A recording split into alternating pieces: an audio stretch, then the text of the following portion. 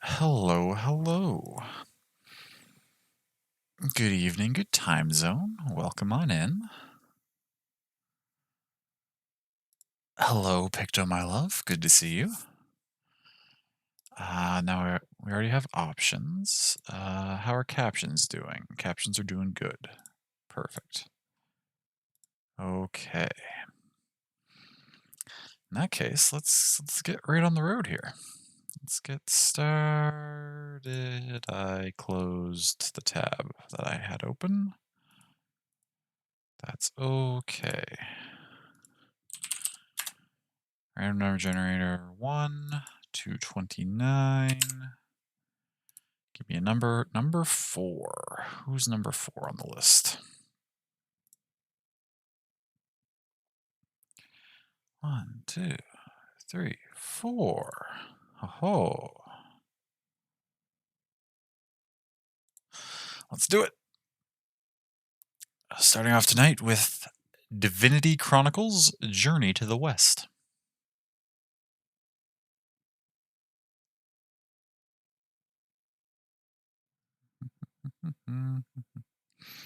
Oh, interesting. Yeah, should be.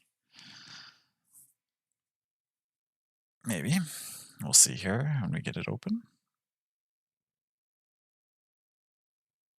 No sound yet, so I don't know if it's too loud or not.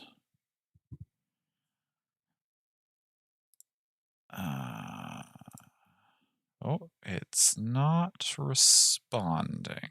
Okay, we'll give it a second to figure itself out.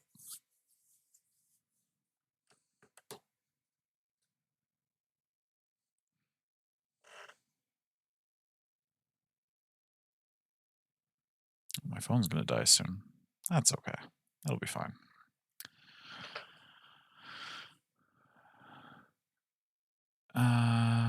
Game? You gonna launch or you gonna? Okay. It's a little loud. Welcome to the World of Divinity Chronicles Journey to the West. This is an early access version. There'll be a lot of work in progress and incomplete content. Apologies for inconveniences. If you like our game, please. Oh, it's getting louder. Okay. I need to get to the settings. Sound. Yep, you're at 100%. That would do it.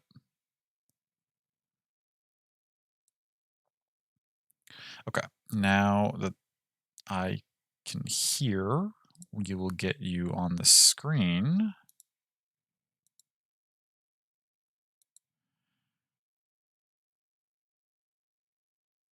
Or even kind of loud. Okay, what if I master volume to like there? But then we also tone down like everything inside the master volume. That's reasonable. Now I can put that through to stream. Good, good, good, good, good.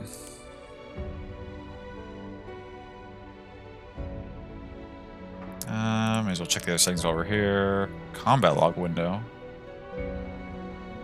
We'll turn that on if we feel like we need it. Oh, I can put the animation speed up to 5 times. That's interesting. Leave it at 1 for starting out. Language, English. Graphics, we were just in here. I don't see any options about, like, subtitles or anything. It's okay. I mean, I wish there were subtitles, but... more modes, tutorial, new game. Compendium of cards. Okay, so there's cards. Feels like it's probably a roguelike. Let's just jump into new game. Do you want to try the tutorial mode first? Recommended? Yeah, we were doing the tutorials for all the other ones. I should stay consistent. Companions will level up automatically after each chapter. However, they can only level up 1 time each chapter. Good to know. Okay, I'm into the art style. This is cool. Is this going to be a fine place for my webcam? I'm covering up Wukong's portrait here.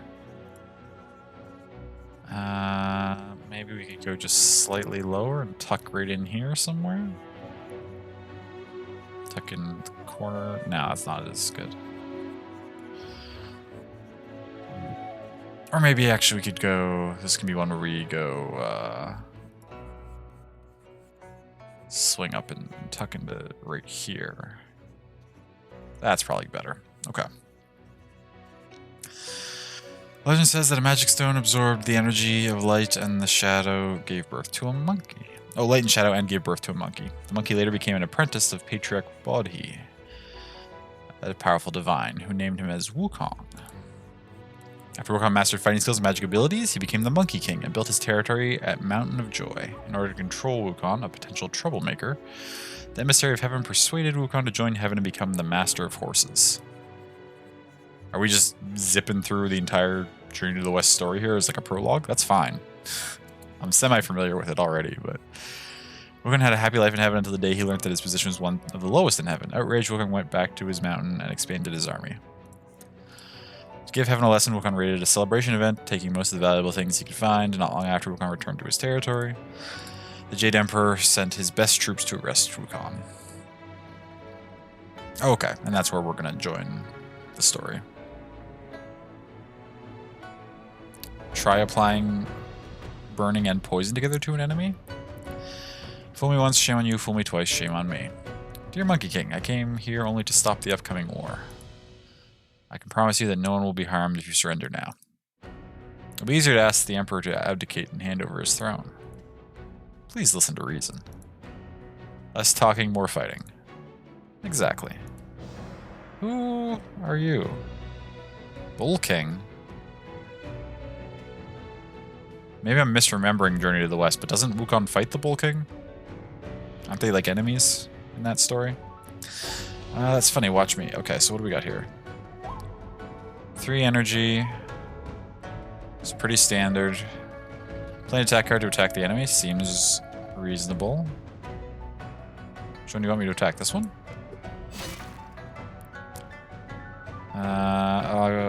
Increase the length of Monkey King's bar by 2. All attacks become AoE. Ooh.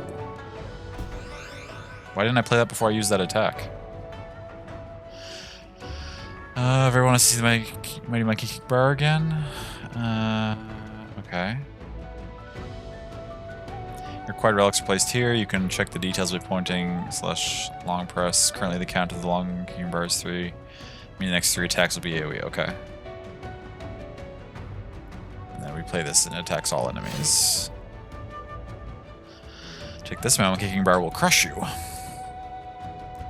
Each player will gain a certain amount of energy at the start of each turn. Default 3.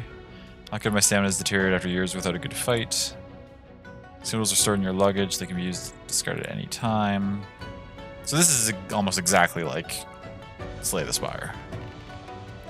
And use the energy potion to regain some energy. Is that really the best thing to do right now? I mean, it's the tutorial, so I guess I'll do it. I have some energy potion, take it. Thanks. This is the intent of the enemy. He will attack you this turn. Pay for your arrogance, monkey. Defend ourselves. Piece of cake. When you play a single target skill card, gain 2 block. Why didn't I play that before? This game's making me play all my cards in the wrong order. It's fine. Now end the turn and enter the enemy's turn. Don't be foolish. Surrender now and we can still have peace. Shut up, you liar.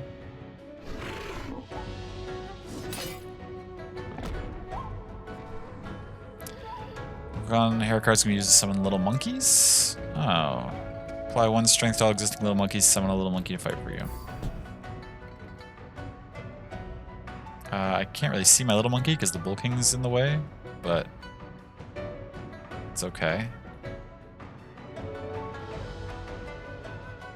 Which image? The hair that we just played, or a different one? Increase the weight of Monkey King bar, attacks increase damage. We'll do that. Keep buffing our Monkey King bar. The hand with the hair. Can go back and look at it again. Oh.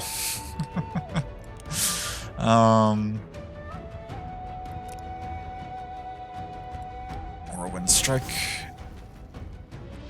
Why would I end my turn? I still have... I can still... Okay.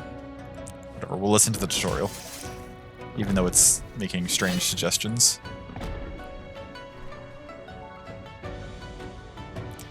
Time to use your shapeshifting skill. Teach them a lesson. Return copy of intent behavior of the target. Cannot target elite or boss.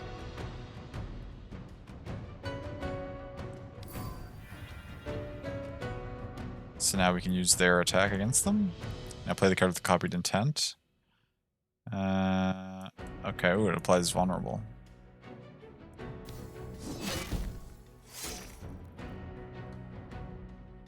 How do you like the taste of your own skill? Now unleash your power and beat the enemy.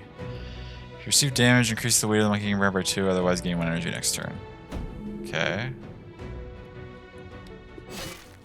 Can I just play on my own now? Nice. Hey, McD, welcome in.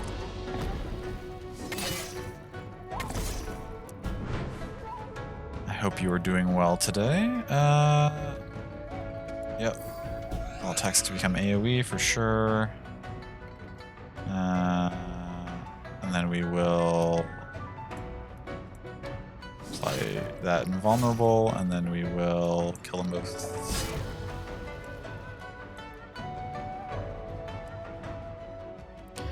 Father, I need to take my leave now since my wife is giving birth soon. Oh, okay. See you later, buddy. Sure, I'll visit you with my newborn nephew once I win this war. Sounds good, farewell.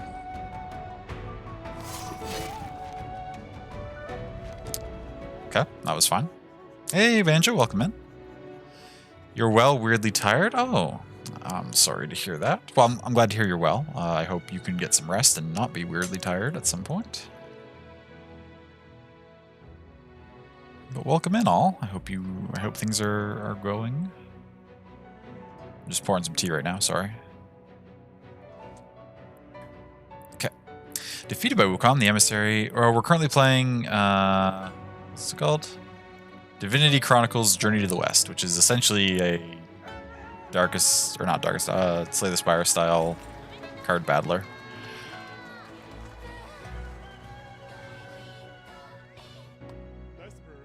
Oh, this also just showed up. Happy 16 months. I'm really proud of you. You're incredible. I love you with my whole heart. Oh, I love you. Thank you so much, love, for all the support. I would not be streaming if it weren't for all the inspiration you gave me, all the support you gave me in getting started. You helped me to be a better version of myself, and I really appreciate that. But yeah, it's a Slay the Spire style, like roguelite card battler based off of the Journey to the West, the Chinese myth. Defeated by Wukong, the emissary of heaven reported the situation to Divine of Justice. The Divine was outraged and led another invasion right away. Wukong confronted the Divine of Justice fiercely, wearing his best armor with his army of monkeys behind him. HP's below. Oh, okay. I would have liked to read those, but they gave them to me too quickly. Foolish monkeys, surrender now and I will spare your life. After you experience the true power of mine. Fool, time to die. Okay. What did this do? HP's below 50 and it... What just... This game doesn't let me take time to read things. It just like... Okay, are we fine? Are we paused here for a second? Can I... HP's below 50%, add an absolute evasion card to your hand. Deal 3 damage to enemies when an ally joins or leaves combat. Nice. Carefully choose the order of cards you're going to play to maximize the effect. Yep. Next turn, or in this turn. Next, 1 attack cards are applied twice.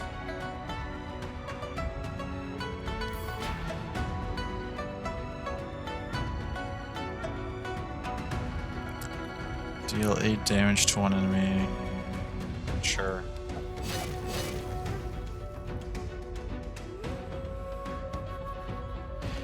Feels too Slay the Spire, not enough originality in your limited watching so far. Yeah, I don't think I needed to play this tutorial. I think I could have just jumped right into a new game. Right click or roll on plus the character to view detail. Summon Skyjudge beside ever to fight. Blast the target eyes, better use them early. Energy at the beginning of each turn. Ooh, that's useful. Yeah, well, fine, we'll pop it. This is just the tutorial anyway. Yeah, we'll see if it has anything unique to it at any point. This is very Slay the Spire-y so far.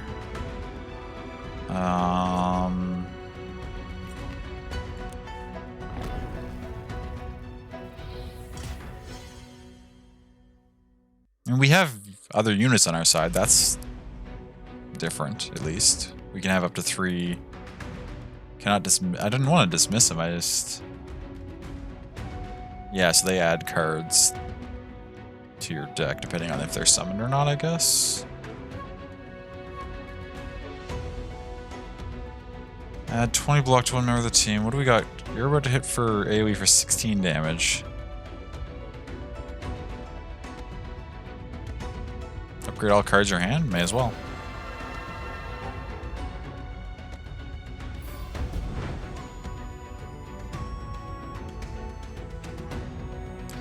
Third damage to one enemy, increase rupture count on one target by 100%, receive 2 HP damage yourself.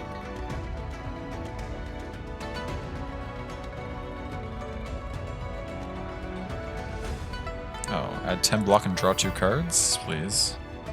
15 damage to one enemy when dealing HP damage, apply 1 burn to target 3 times.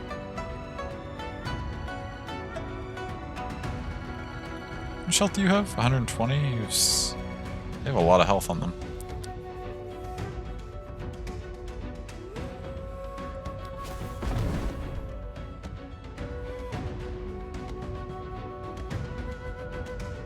Okay, that's... So flying units take slightly reduced attack. That's exactly like Slay the Spire.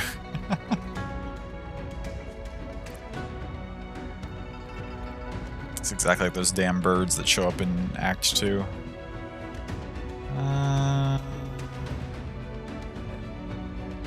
Going just each turn. Okay.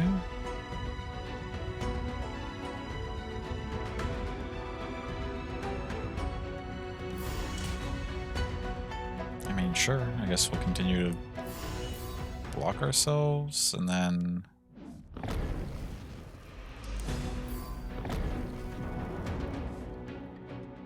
I just stole some of my cards. That's a pretty normal mechanic. So Berserker, Bloody Fight. That's useful.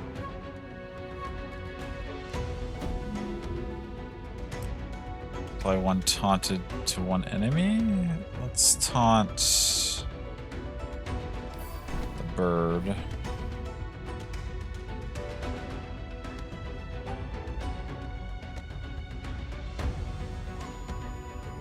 We can stun something? Let's stun the wolf.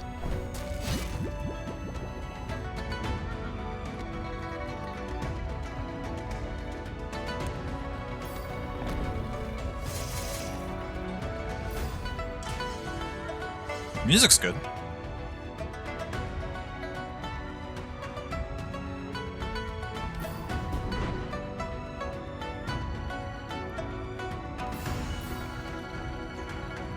Increase attack damage by 4 each time you lose HP. In a combat? That's useful.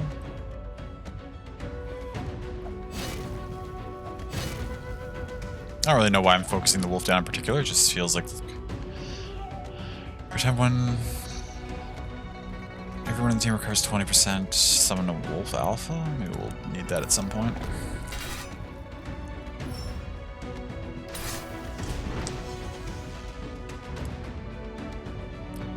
Think about how to maximize the damage Reaper in Heaven with the combination of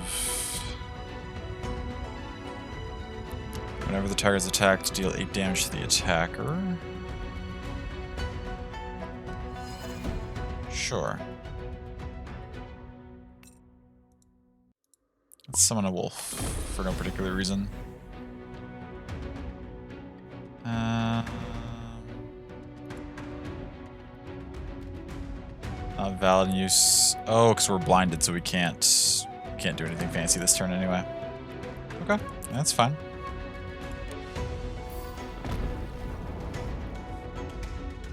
Keep stealing all our cards. Ow. Am I gonna lose this tutorial battle? Think about it. Yes, I understand. Think about how to maximize the damage. To 11 damage to one enemy when dealing HP damage, apply 1 burning to the target 4 times. So, I mean, you maximize the damage by using it first. Unless you have something to buff.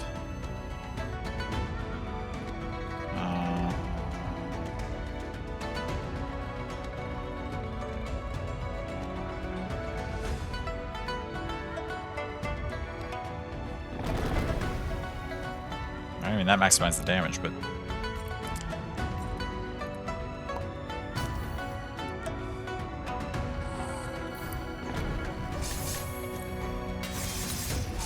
Okay, got absolute evasion.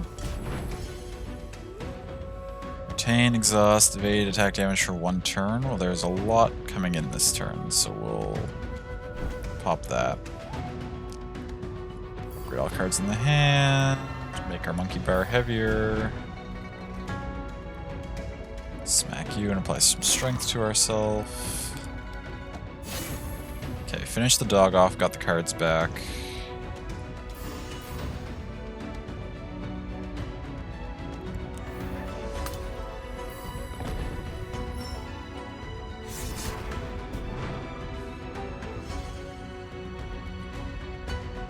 Power cards earlier, that makes sense.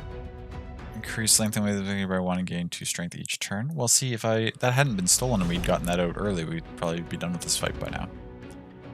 But can block to 1 member and draw 2 cards. I should have played that sooner. That's okay. Oh yeah, 33 all enemies. That's useful.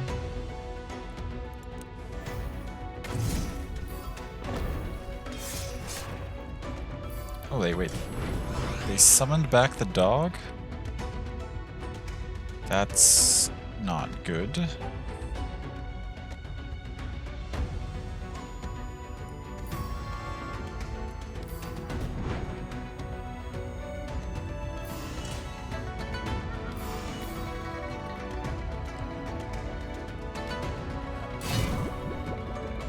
Wukong's strength is getting higher and higher, so... we might still be okay here.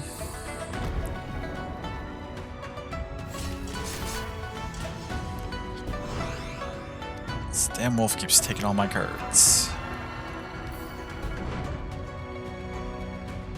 63 to all units. Increase attack. Next 2 attacks are applied twice. Ooh, yes.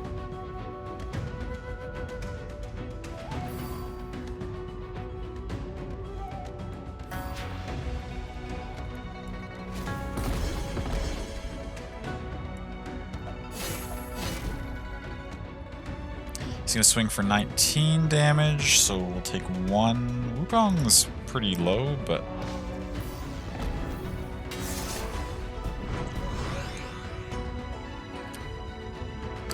22 to all enemies. That's okay. More attacks AoE. Keep protecting Wukong.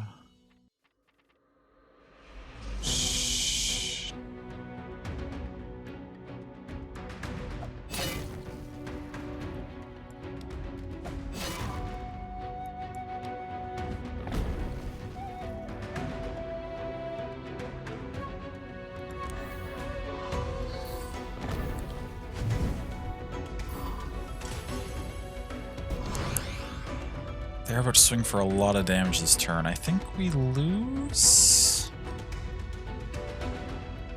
We've got more protections we can use, so maybe not.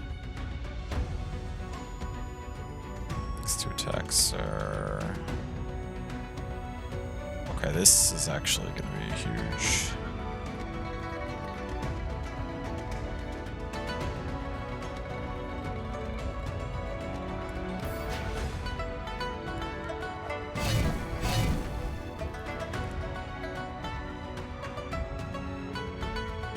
How much health do you have?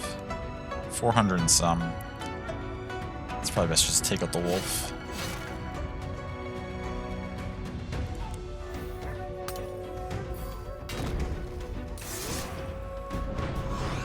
Ow. Okay, but he's just going to summon this turn, so we're fine in that regard. 10 block to one member, draw 2 cards.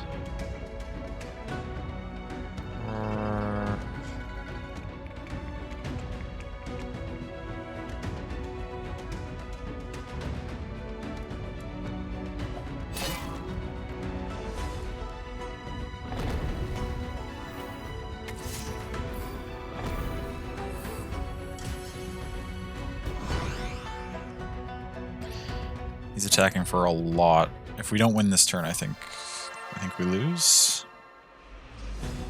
Maybe. Can we get our attacks hit twice card? No. We can get our 20 block card. Aha.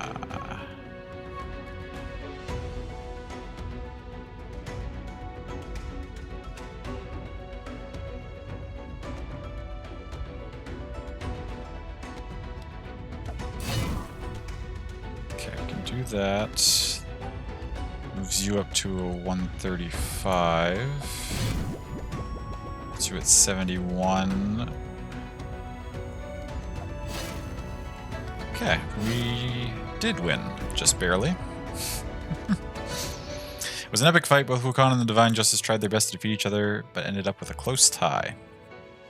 Didn't feel like a tie. This fight got more and more intense. The High Taoist god threw his diamond bracelet at Wukong and hit him in the forehead. Wukong fell and was captured by the Divine of Justice. Later sent back to heaven and sentenced for severe punishment. However, no physical or magical means could hurt the Monkey King. The High Taoist god had no other choice but to seal Wukong inside a magic smelter, which is tempered with necrofire, hoping to eliminate him. After 49 days instead of dying, Wukong broke out from the smelter and destroyed everything in heaven. This time no one is able to contain him.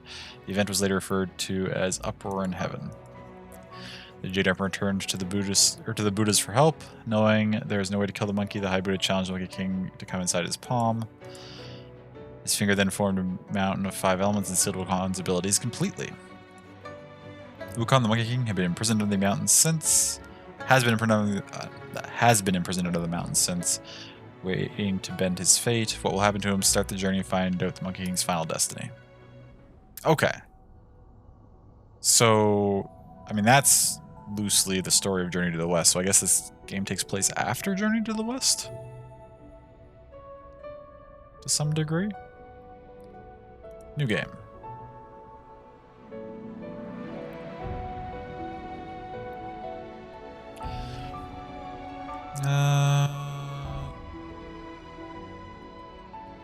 This basically, well, yeah, there's actually a lot more story after that happens, but oh, we can also play as the White Dragon. The dragon found the Western Sea, which was slaughtered 100 years ago with a heaven during the imprisonment war of the Western Sea. The dragon only managed to save his twin sister's soul and placed her inside the Soul Stone. A bunch of lore.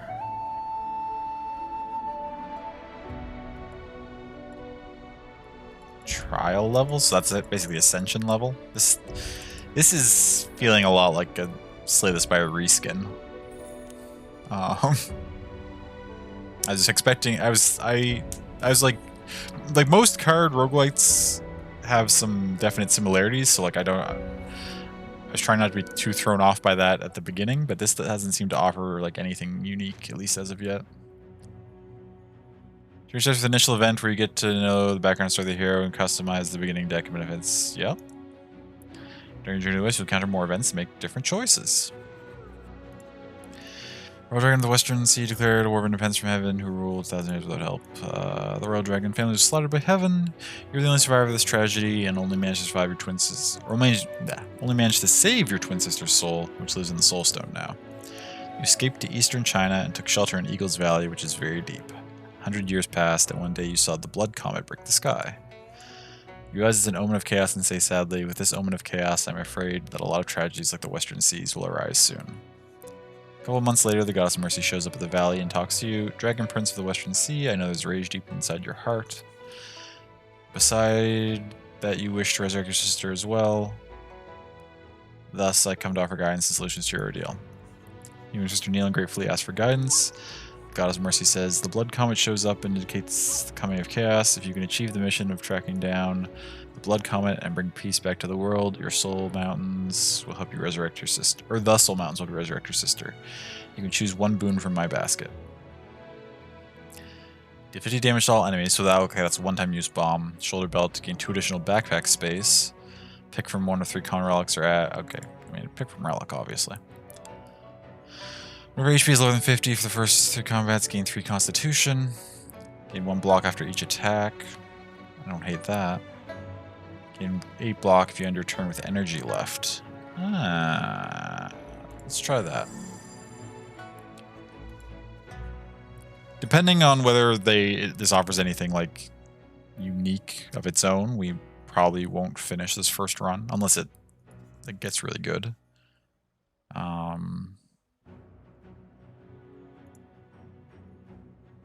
Get your skill to help you get started. It's a shame because Journey to the West is a really fantastic story, and I love the idea of building off that story, and also like I like the whole aesthetic, I like the art and everything. But if the mechanics are basically just taken from another game, I'm not too down with it.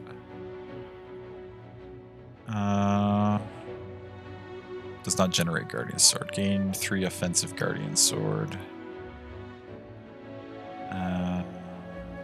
3 defensive Guardian Sword. I don't know what Guardian Sword means yet, so it's kind of hard to choose. Add 4 block to the team. Bring Dragon Princess back to the Void Plane. Deal 8 damage to one enemy when dealing HP damage. Apply vulnerable to the target. Deal 5 damage times 3 times to all enemies. That sounds good. 2 wet. What does wet do? Removes yellow block at the end of turn. Negates burning and positive constitution.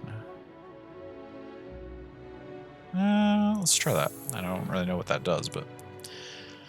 Okay, so we're starting to see a couple of new things, like some new statuses and stuff at least. You can just thank the Goddess of Mercy before she leaves. Later, the 2 of you decide to visit Chang'an, the capital of the Tang Dynasty, to visit some new clothes and supplies. Next day, you leave Eagle's Valley and travel towards the capital.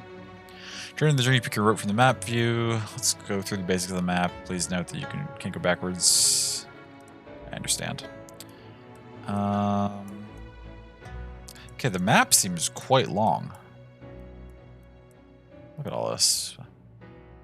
Camp, merchant, treasure, combat, elite, unknown. Uh-huh. That's exactly the same.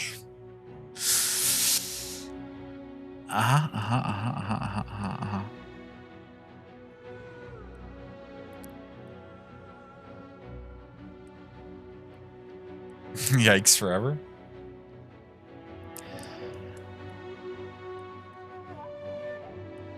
It's unfortunate because the game itself seems like it's got some cool concepts story-wise. It's just mechanics, unfortunately, are... I mean, the 2 characters thing is kind of neat. And like you can summon multiple party members and they seem to have their own cards, kinda. But like that's not enough to...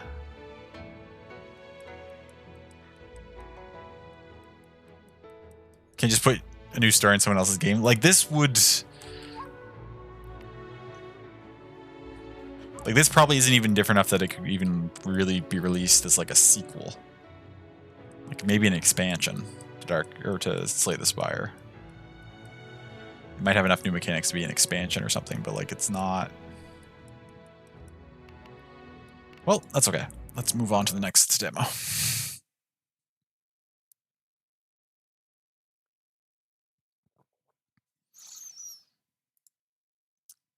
If we pop open the generator here, 29. Oh, that's whichever one is very last in the list.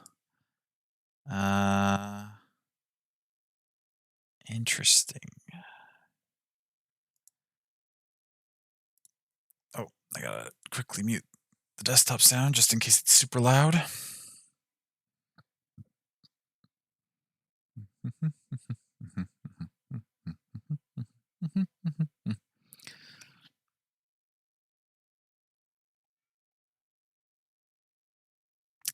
That's a little loud. Oh, this is a little concerning.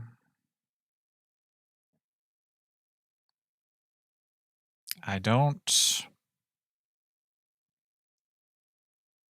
Hmm.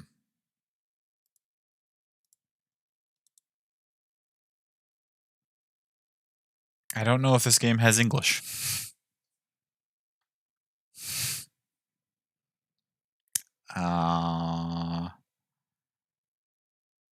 Which of these means settings? Standard menu format, quit is probably at the bottom. Settings is probably one of these two? That's credits? Okay. How do I go back from the credits? Uh-oh. Is that similar to anything? I will let you know if I can figure it. Okay.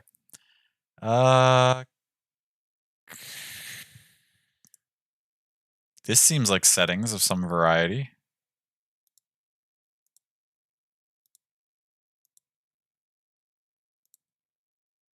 Okay, that's something to do with graphics.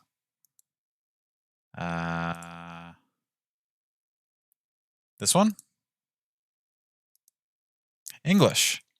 Commander, given the translation of some content is unfinished, some content will be shown in simplified Chinese or unprinted. We apologize for the inconvenience. Okay. So it's not fully translated. That's all right. We can just do a little bit and see what it looks like. Okay, so now this is all in English. Background music is unchangeable. Okay, that's fine, I think. Wait. I don't hear anything right now, though. Can we... Oh, game audio, I turned it off accidentally. Okay. No. Okay. So there's no in-game... Yeah, your kanji knowledge did help a lot. Thank you. I might have found that eventually, but it would have taken a lot longer. Okay, that's loud as hell. We'll just turn it down in the volume mixer. Still a smidge loud. Okay.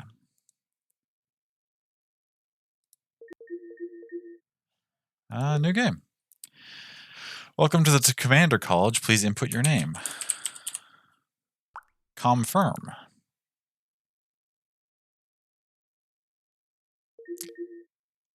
Training, info panel, story, team panel, supplies, adventure.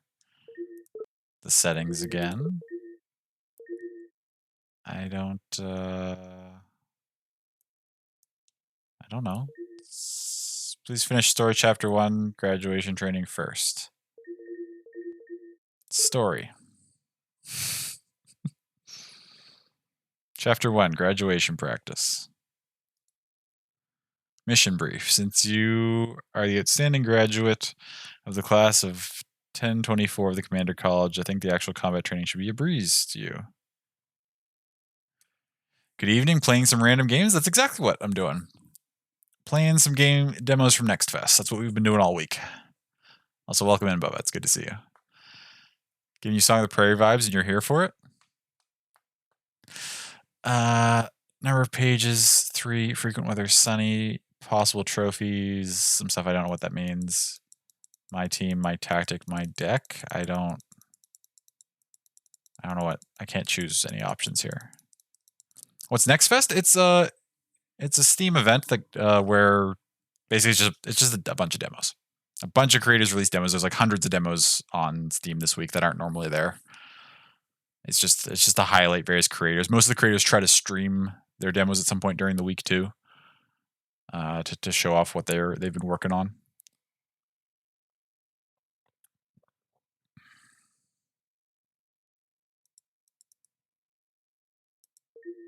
Start mission.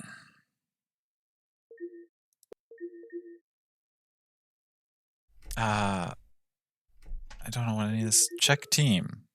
Function isn't available. Okay. Order confirm.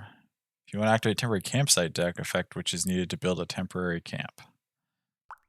Cancel? Mainstay.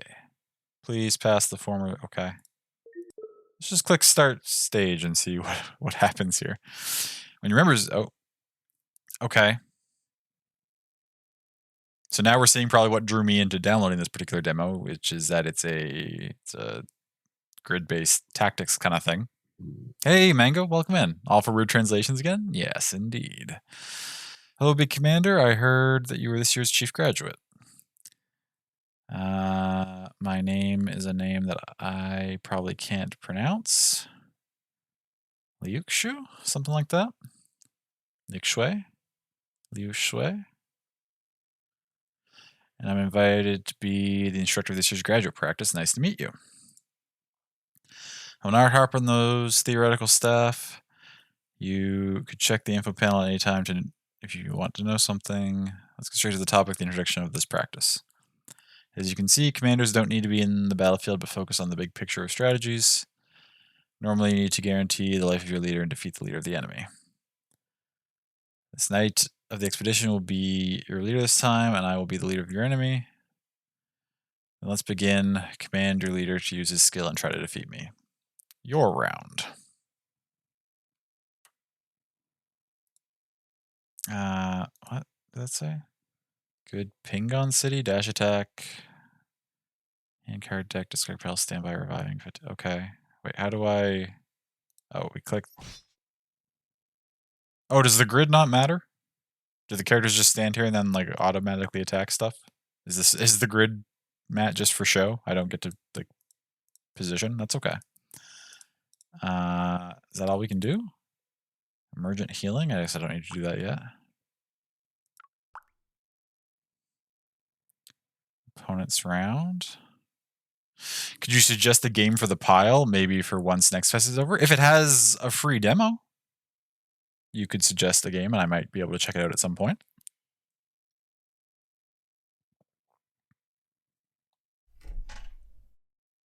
So this is my only move. Do I just... Okay.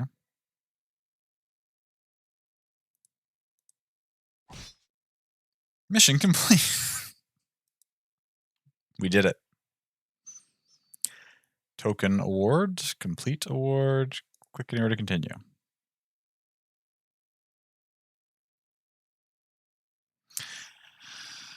Has more than free demo. It's completely free for the base game. Then you just buy additional classes as DLC. It's called Night of the Full Moon. Okay.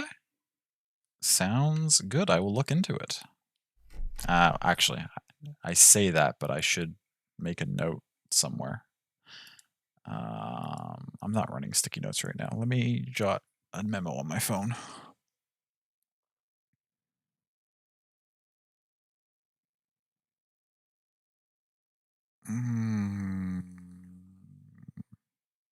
Where's my notes app?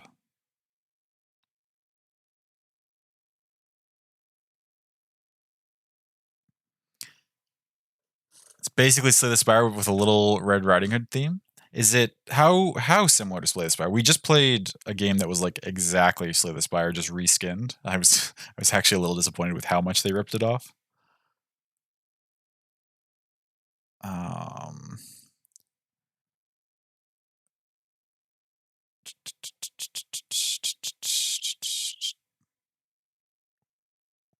Okay, I don't know where I normally take notes on my phone. There it is.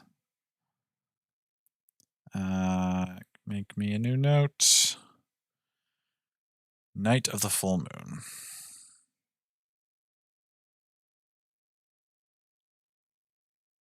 There we go.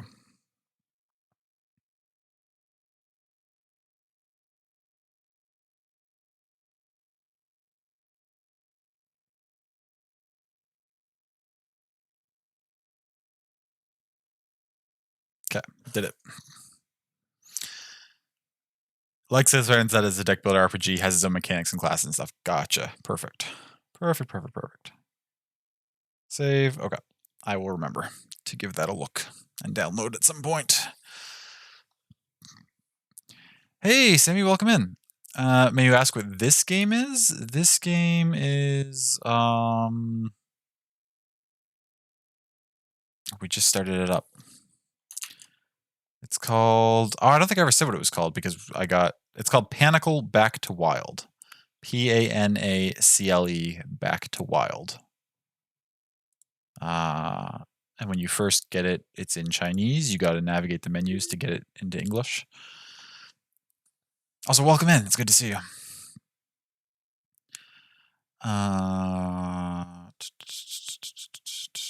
Oh, thank you for grabbing the link, love.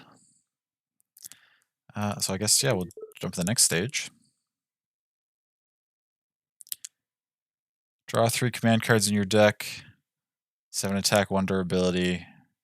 Attack 1 enemy. Are these... What are these? Are these new cards I'm choosing to add to my deck? I guess. Sure, supply chain. Oh, no. Oh, okay. This is a mulligan phase.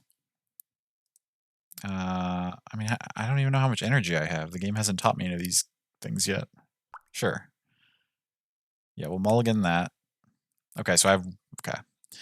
Did a good job in the last practice. Now, since you have known how to use the leader skills, you should learn how to assign your members. In the battlefield, all your members will wait for your orders at the standby zone, and you just need enough command power to let them go to the battlefield at the right time. Members will recover in the standby zone when defeated by enemies, and they will again be prepared for combat or for battlefield after the recovery. Of course, your member will need more time to recovery if he's defeated more than one time in a fight. Besides members, you also have many command cards at your hand. You will draw one of them at random each round. The way of using these cards is similar to other orders. Enough command power, a target, a right time.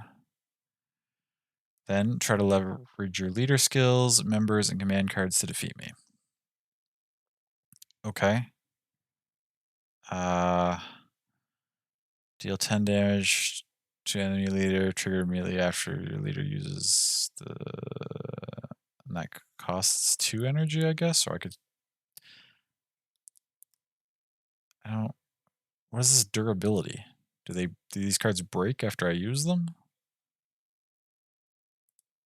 What if I just poke you with that?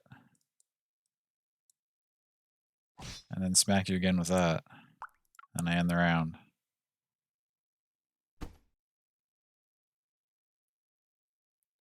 Okay. Steal 1 attack from 1 character and then attack them. So if I poke you with that, and then I poke you with that, and the mission's over. I feel like it wanted me to do a little bit more there, and I was just like, what if I just go all in and just attack your face until the fight's over? I mean, that's fine. The game comes with 4 classes: base, warrior, mage, priest, and hunter. And there you think 5 extra classes, which are $1 each: magician, werewolf, apothecary, engineer, and soul hunter. Oh, cool. Those are some interesting sounding classes. Start stage. Let's reroll scheme, I guess. We have 3 attacks. Impressed that you should come to the last practice so soon. If it is true ability of the chief graduate, there are many talents cultivated by the principal. Therefore, it's high to teach you some more advanced strategies. Please do. Although you have known how to command in the fight, there's one thing of great importance you need to know if you want to win: tactical position. Thank you. Because there's a grid, I really wanted there to be tactical positioning of some variety, and I'm glad it's getting introduced. Like the art for this, yeah, they've got some nice little designs for the characters. I always want to call them sprites, but obviously they're not sprites anymore in modern times. That's my old SNES days talking. Mr. Notice that there's a blue mark in your battlefield, and that's tactical position. Each strategic position has its unique effects, which should be checked by yourself. I think it's a piece of cake for a chief graduate like you. During the fight, the member will gain the effect of the strategic position if assigned to that position. The most efficient way to victory is cutting down your cost by placing the right member in the right position. Since this is the last practice, being more demanding is natural, right? Would be commander try to defeat me within 10 rounds with everything available to you. Okay, there's a time limit too. Looking forward to hearing your good news. Style animations remind me of those only 5% of people can solve this puzzle game adverts where it's like a knight, a princess, some gold, and monsters some kind of sliding rails. I don't think I've seen those adverts, but the advert always shows them killing the knight or the princess and try to bait you into downloading.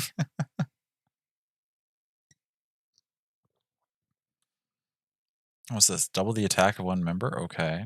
That costs 5 though. We can't play that for a while. Okay, so what do these do? Guard, your leader will activate shield transformation at the end of this operation. There's 50% possibility the shield gained, the shield transformation will not disappear.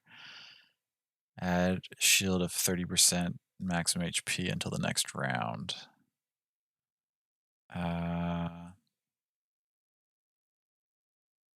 Mobile game similar art in that way, which isn't bad, just an observation. Sure. Yeah, I could absolutely see this being the kind of art that's you use in a mobile game. For all I know, this could be intended to potentially be a mobile game. It's got that kind of feel to it, almost like the circular kind of tooltips and I think you could easily drag and drop and like play this as a mobile game with touch, at least from the way it's been set up so far. So Vanguard, when your leader attacks, the Vanguard will deal a coordinated attack. Okay. These all have Vanguard with coordinated attack. So these are all the same space.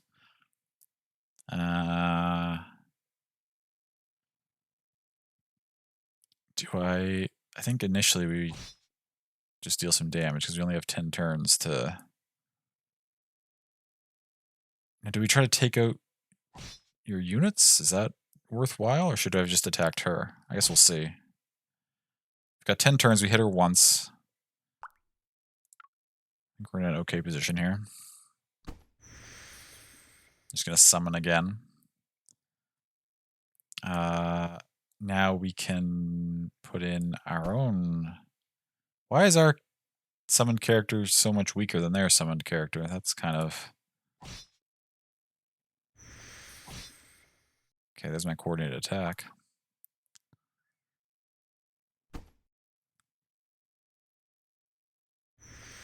Uh-oh. She's buffing up her frontline characters. Gain 1 attack and 1 HP. Double the attack of one member? I mean, what do you mean? Oh, we can only double the attack of... Oh, okay. I mean, I'm just gonna... Maybe I should have doubled that at some point. Well, we can do it now.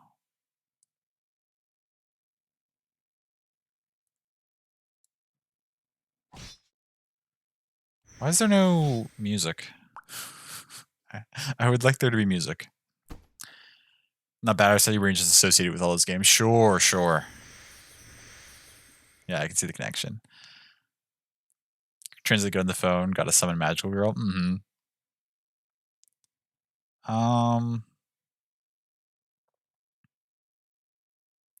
See about the devs and everything, and you're just... Oh, a link? Guess I can open a link. Yep, those are some birds. It's a lot of birds.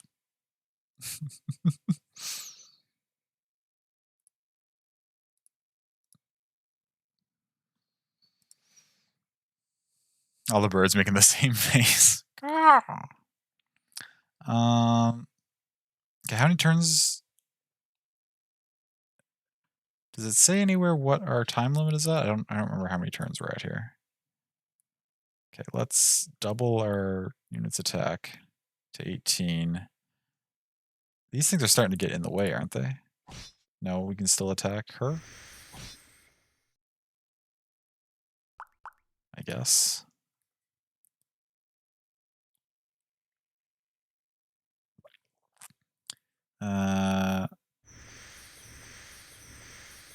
She's buffing up her crew. Draw 3 command cards from the deck. I think we just keep buffing this character's... I don't really know what these things are accomplishing. Why does it feel like we're barely doing any damage? Is because... Oh, because of this guard, right? We should probably have been taking those out. I feel like we lose, maybe. Bastard man.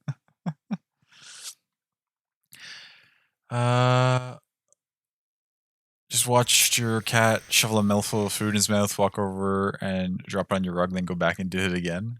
Didn't eat it, just left it there. You just gotta move it around, you know? When you don't have hands, you gotta be creative in how you get your stuff to places. So she just keeps healing herself. Yeah, we're I don't know. I feel like we're fallen behind here.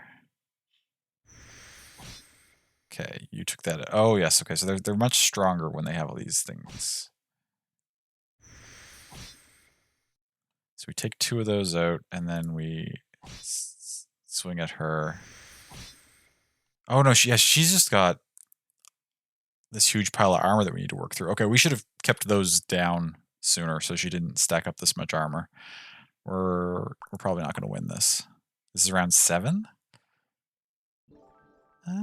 We might not be doomed. Although her health keeps going up too. Trading card game Panicle Back to Wild, developed by a one-man team, released in demo version on Steam Next Fest. Oh wow.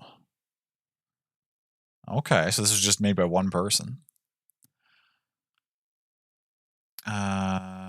His buddy's mad that you personally attacked him with your vacuumed your living room earlier. Oh, how dare you! I mean, that absolutely requires some sort of comeuppance. We're probably gonna have to redo this fight, but that's okay. Or I say that. Let's take out that. And I guess, wait, so how many points do we have here? We got 8, so we could double your attack again. Actually, we might be alright, because this is going to hit. Yeah. Our character's attack has been doubled up highly. We're actually going to be fine, I think. We can probably win this next round. We've got over 72 attack on this character. A trap. What's that going to do? What does the trap do? How does that affect me?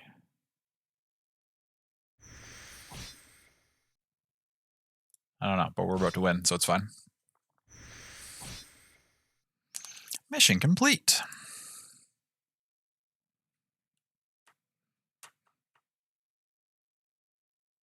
Like a little drone thing? Yeah, it's cute. Oh no, Yugi, you've revealed my trap card. Complete reward, best of both worlds, scheme, heal 10 HP of the target and deal 10 damage to a random enemy character. Okay. Chapter 1, graduate practice. Chapter 2, first battle.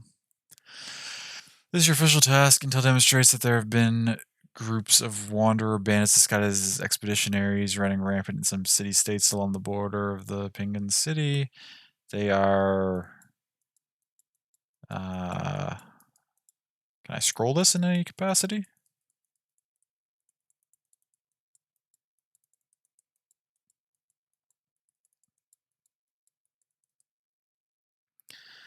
Number of stage 7, frequent weather, snowy, possible trophies, character trophies, etc.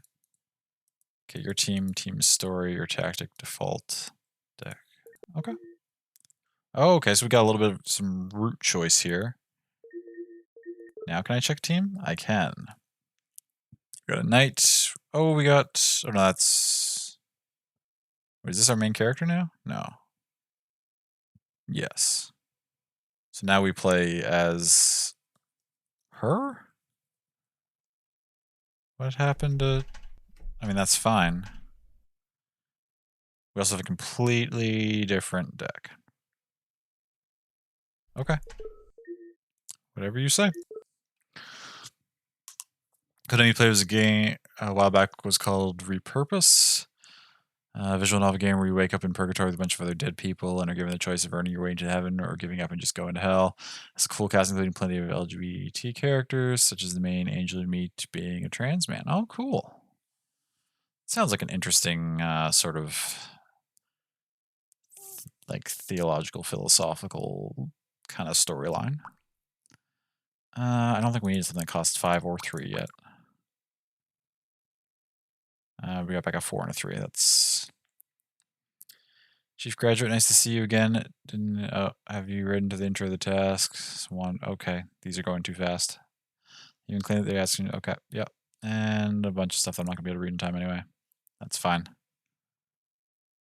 I'm gonna be in charge of. Okay. Why is it so dark? I guess it's just nighttime. We only have 1 energy. We can't do a whole lot. I don't know why we're playing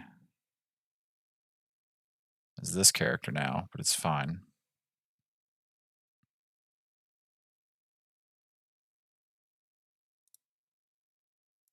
I mean, operation canceled. Haven't reached max HP? What do you mean? I can't attack unless I'm at max HP? I don't understand.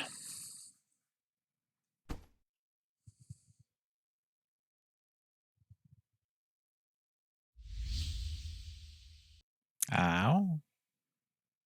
So does that mean I still can't attack? Oh. I have to heal myself and then... Interesting. So I'm going to need to get some other characters in front here.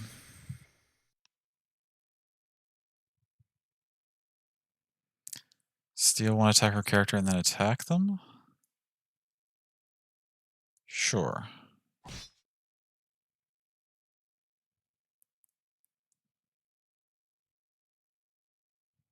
I don't think I have a turn limit this time around.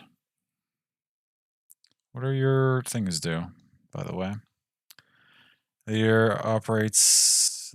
He will activate attack duplicate. Knight Errant randomly attacks one enemy at the beginning of your round. Regular attacks is probably the Vanguard may deal according to attack. Okay, so that's the same thing. Now we can summon you. Lightly armed. Gain 1 attack of max HP.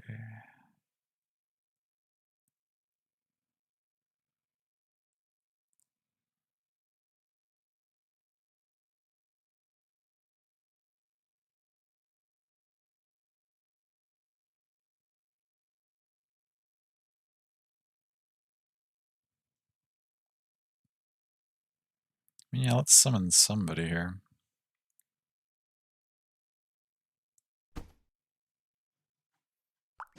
End round. It wavers between light, hard, and hella dark, especially the other human characters ask about how they died. Oh, sure. I can see that leading to some interesting conversations for sure.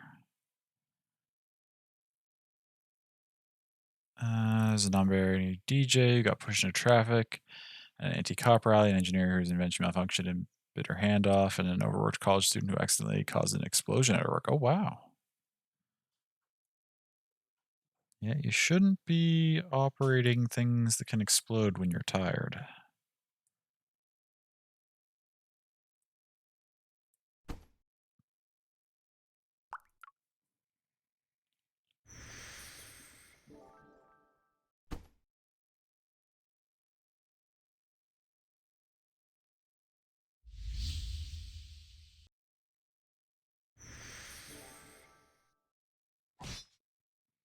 It's such a simple thing, but I feel like I'd be enjoying this a lot more if there was some sort of background music. Like, the mechanics aren't bad. Nothing about it is bad, but I just feel like not particularly invested in what is happening. Oh my god, what does this menu do? Oh, we can zoom out. That's kind of cool.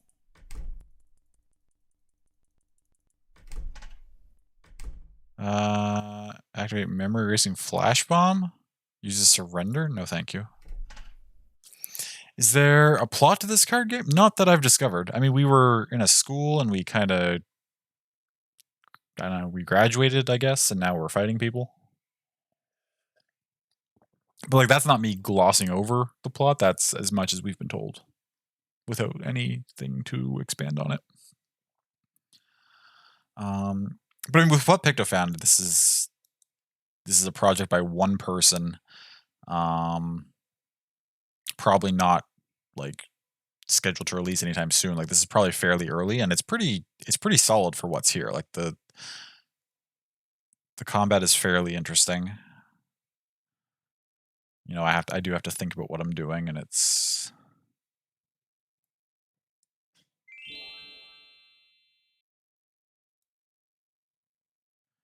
what do we got left here to summon? A 3 and a.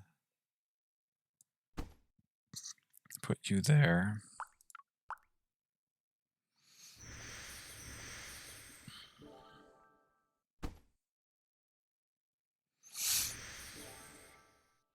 They've all got hints of that in their design. The digits, a skin mark on their face. The engineer's missing a hand, and the college student waitress uniform is slightly charred and sooty. Oh, okay, sure.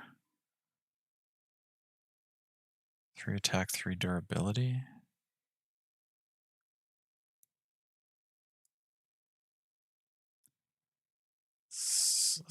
Let's start clearing out. What? I don't understand. Now there's just a gun down here? What is it? Okay, it's fine.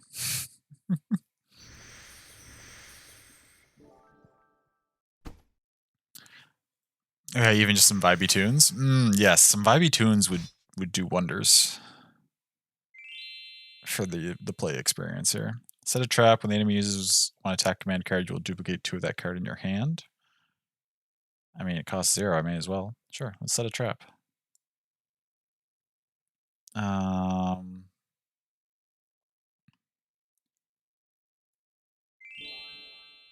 heal ourselves. 15 damage to a member if still alive, then repeat the effect to the target's leader. Ooh, that's useful. None of them are going to still be alive if I deal 15 damage, so I guess I will just use it to eliminate that character. And then I will use this to... They're probably going to attack with me, so we'll... Oh no, that eliminates you anyway. And then let's... I don't know. After that... Let's heal. Do a couple attacks. Go to the next round. Isn't just the Slaves Fire Reskins, so that's another positive note? Absolutely, yes. That is very much a positive note in its favor.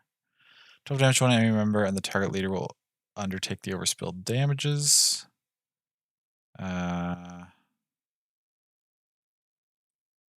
Enhance the overspilled damage. Okay, let's use that on you. And then from there, let's... Oh, we just healed their leader. Whoops.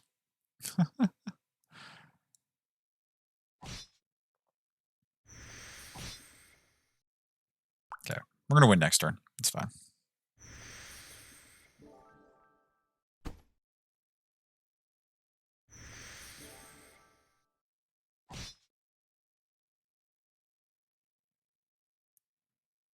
Let's just finish this off. What did that? I don't know. Oh, that just modifies our attacks, I guess. I see.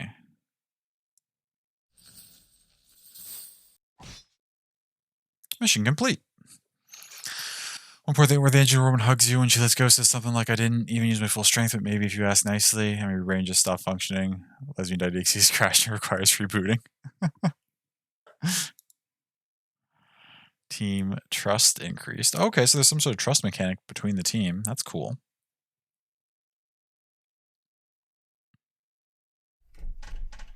Okay, I think we will move on.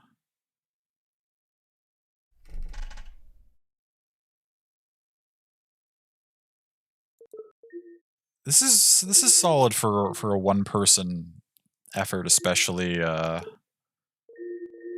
early in development. Hopefully they can get someone to add some music to it, because I think that would add quite a lot. And yeah, but it's got some neat mechanics for sure. There's some interesting card decision making involved in those fights there.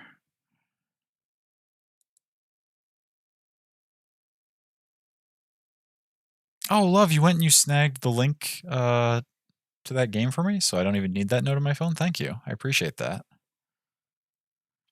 Okay, so next, generate number 25. What's number 25 on my list? If this was 29, 28, 27. Okay, sure. Hop into that next. So this one's called The Tribe Must Survive. Love a good card game? Me too. They are quite enjoyable, or they can be quite enjoyable.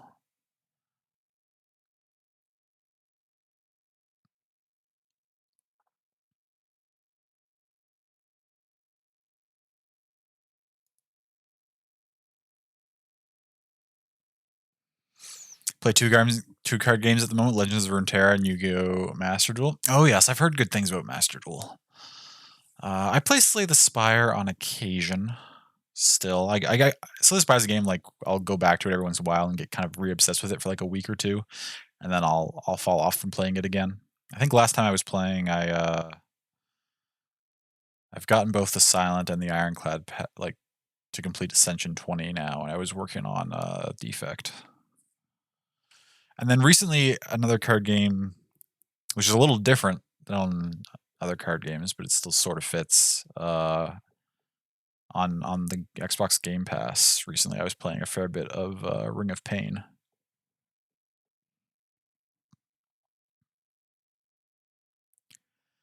Brain's being pretty weird. Think you're gonna go upstairs and put me on the PS4? Okay. Love you. Take care of yourselves, chat. Okay, thank you so much, love, for your help. I hope cozying up in bed is nice for you.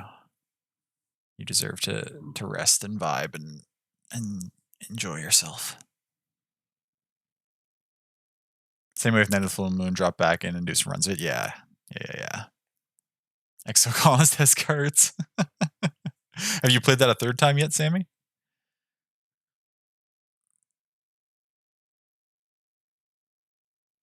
Sketched out your new D&D character idea last night. Oh yeah, what do you got going for it?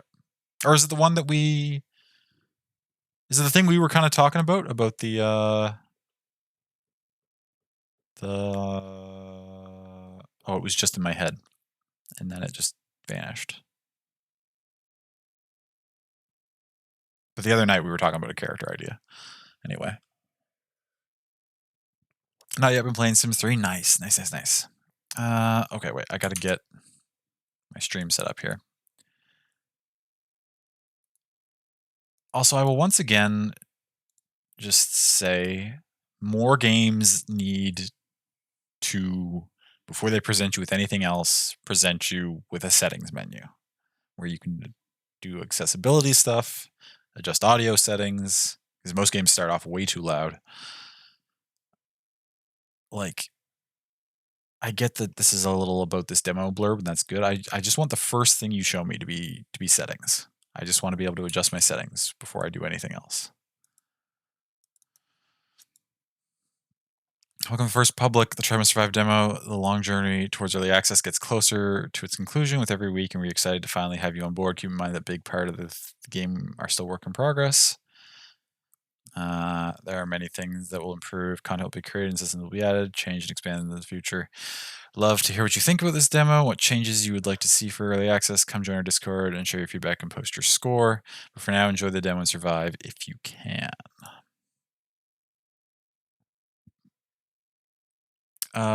Yes, the girl who was raised in a Fae circus and dressed like a fairy. That was the one.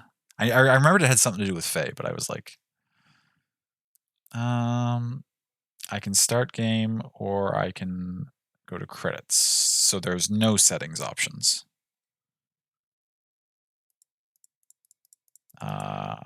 And apparently maybe there will be added settings options at some point. Okay. Well, it's not too loud anyway, so I can turn it. I think I might actually have to turn it up slightly in the volume mixer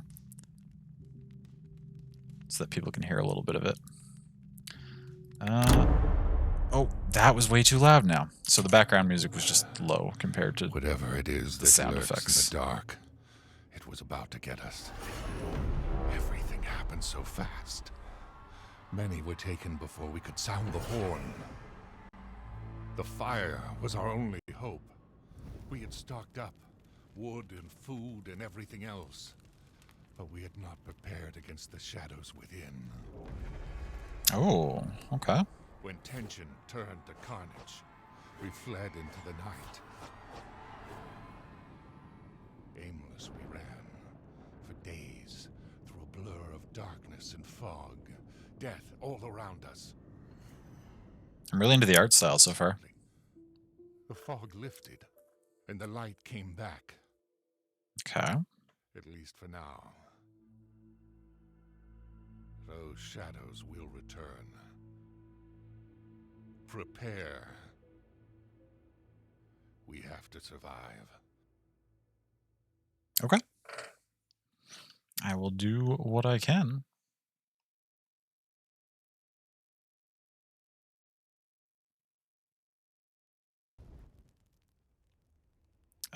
Okay. Immediately pause. Pause. So it's a survival game, resources, days, hours, we can pause, etc. Oh my god, that's a small tooltip. Welcome to the tutorial. You get to know the basics of building your tribe's camp. Each camp needs a stockpile where stone and wood can be stored. Pick a good spot to house those resources. Place a stockpile. Okay, so we're getting our tutorial going. Behavior. I don't know what this is going to do. Okay, we can light our area. Okay, so that shows the different light levels. Okay. There's still no settings. Okay, that's fine. Doesn't need to be settings. The game's not even in early access, right? That's what the demo blurb said. The long road to early access is getting shorter or something. But so they're still not even in early access. So not having settings is fine. Place a stockpile. What do we got? So let's build. This lists our tribe members. Oh, they all have different names. They have fear ratings and discontent ratings.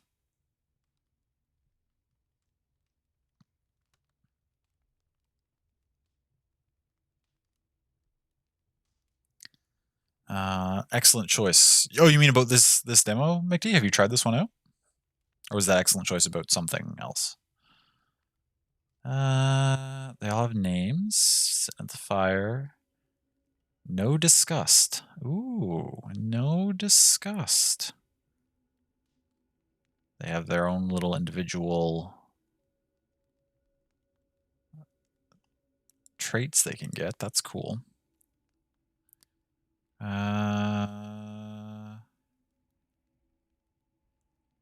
Oh, that's for Sammy Sim 3. Sorry for lack of context. I wasn't sure, but that's okay.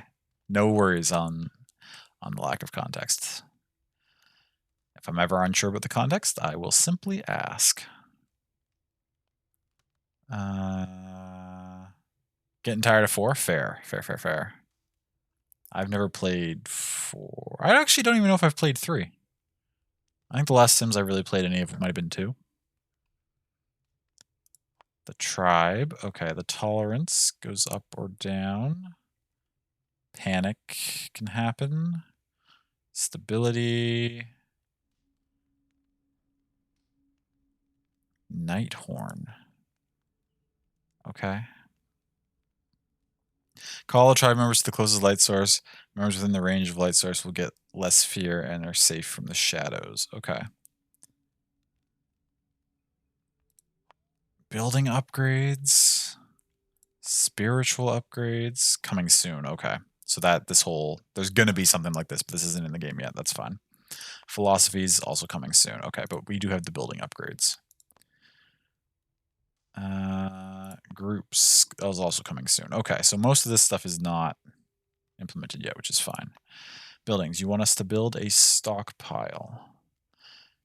Can we build more fires? Beacons. Provides light. Not as much light as the fire, but it's better than nothing. Okay, so we can... So we can't stick this right in the fire. I mean, how far out should we stick our stockpile? We can't get into the darkness. We can stick it out here. What's... This ground can't be built on. I don't know what some of this stuff is. Okay, well, let's stick a stockpile right... Let's put it right there. Continue. Now the tribe has a building to store resources. You can start to produce them. Lumber camps produce wood. Wood is the most important resource early on is needed for buildings, and even more important for the fire. Make sure... So is that already placed, or do they still need to build that? They probably still need to build that. We can place lumber camps. Okay, and lumber keeps the fire going. Makes sense. Well, there's a bunch of trees right here by our stockpile, so I think we'll stick a lumber camp right there. And wants us to stick 3 lumber camps? My god. I mean, I guess I will do that.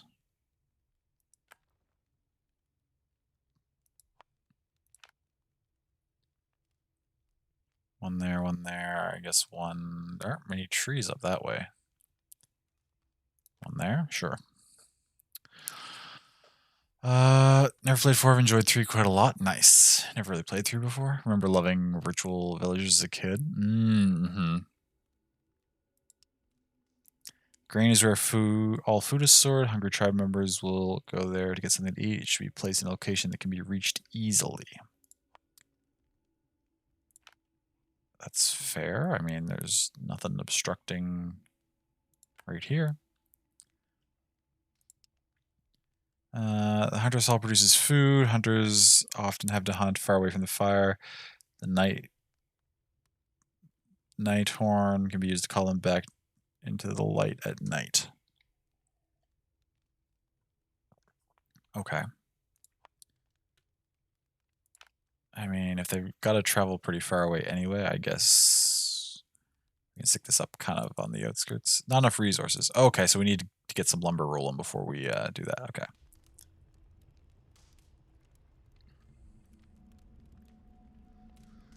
Why are only 2 of you doing anything?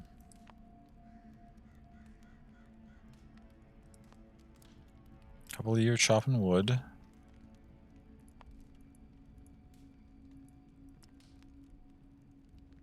Okay, it seems like there's people working. Okay, they're starting to do stuff. Let's speed it up here. Oh, it's daytime. Okay. Dope.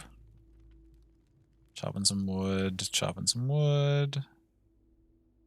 Our fire is out. Do we put it out purposely at night? I think so. We can expand the radius. Oh, no, okay. Oh, shit. No, no. Put the fire on. Oh, okay. Whew. When you watch an ad in a mobile game and they show you an ad for Genshin. Good old Genshin. Do I have enough wood to place a hunter's hall yet? I do.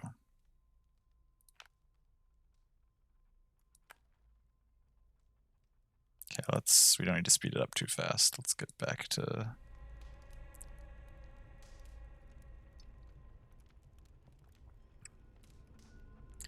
we've got people cooking. What's this? These eyes or something?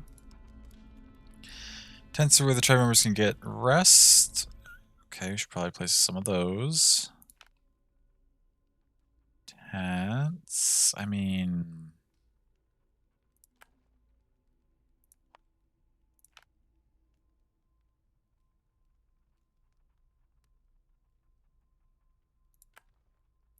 Place a couple tents. Stone pit. Can only be placed on rock tiles. Advanced buildings upgrades require stone. Okay.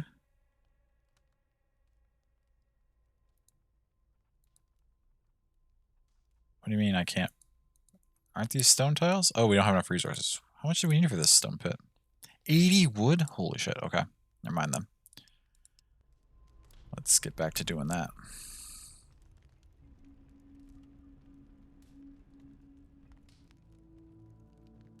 So the day-night cycles are not very long.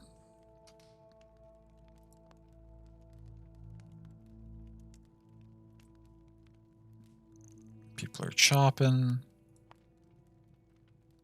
You don't need to be burning during the day, fire. In fact, you should probably not be burning during the day.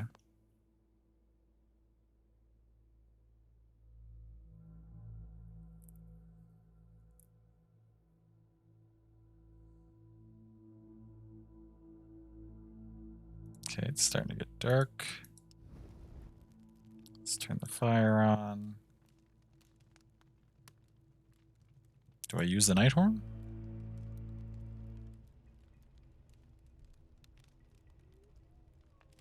Didn't seem like it did anything. You're still running away.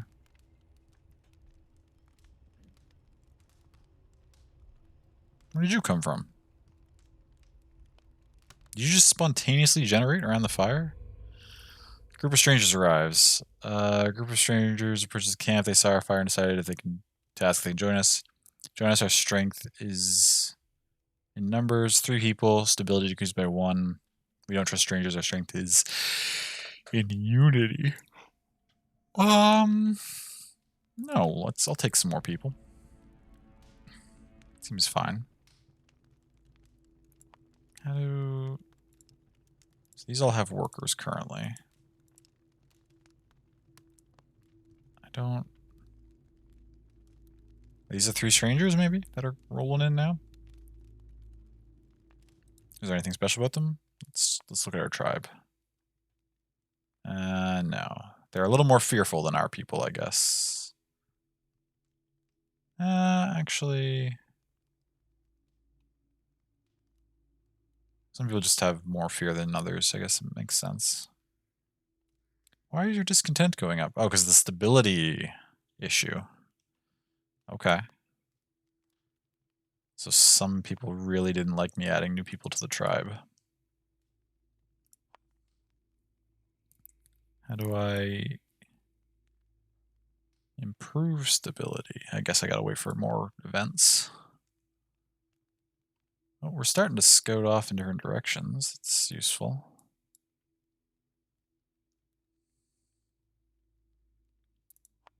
Our wood is going down. Do I need more lumbering camps? Doesn't seem like we're gaining.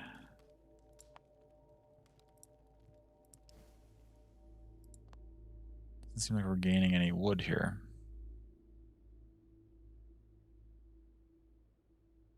Okay, maybe we are. Oh yeah, now it's starting to go up.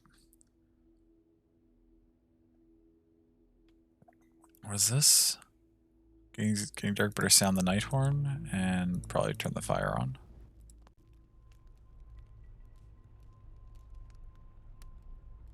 Two tribe members are in the dark? Well, they are walking in. It's their fault. Oh. Yeah, so sometimes people do just spontaneously spawn. They just sort of go up to capacity, I guess.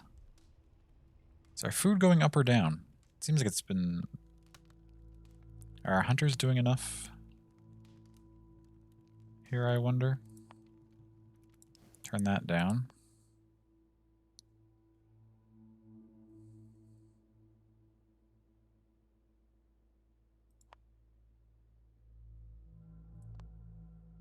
Okay, they just cut up an animal. I wonder if I need another hunter's hut, probably.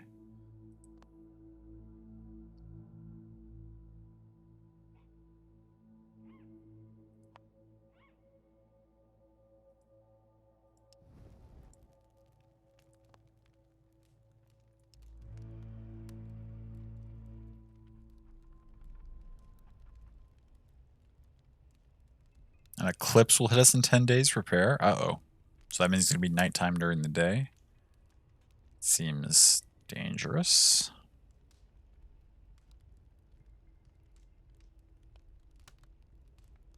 Hour is no longer active. It is day. If it's day, we can turn off the fire.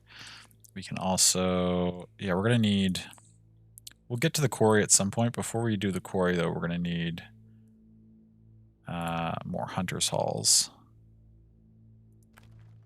Because our food is dwindling.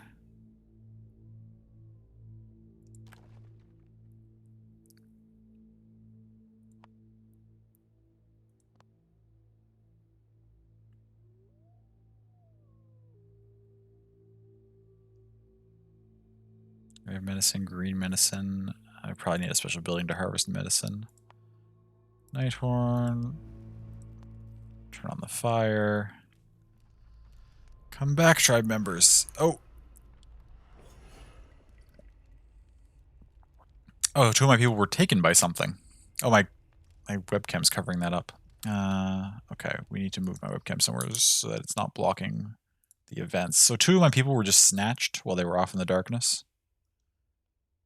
And all it said was so-and-so was taken by something, the tribe's fear has increased. So if you leave your people out at night, they can just get got. That's concerning.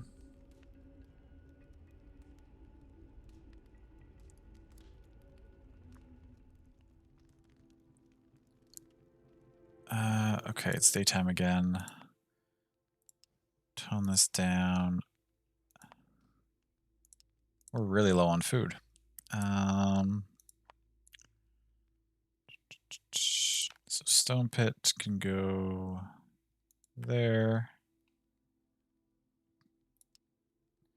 At the end of the tutorial, the basics should be clear, but there's still much more to be. Oh, okay. So that's all the game's going to teach us. We're now just trying to stay alive, I guess.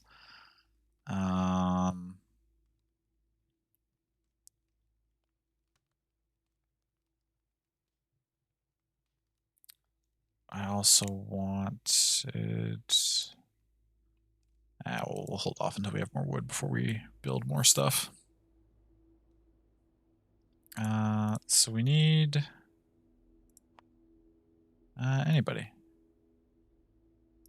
Anybody can work at this hunter's hall.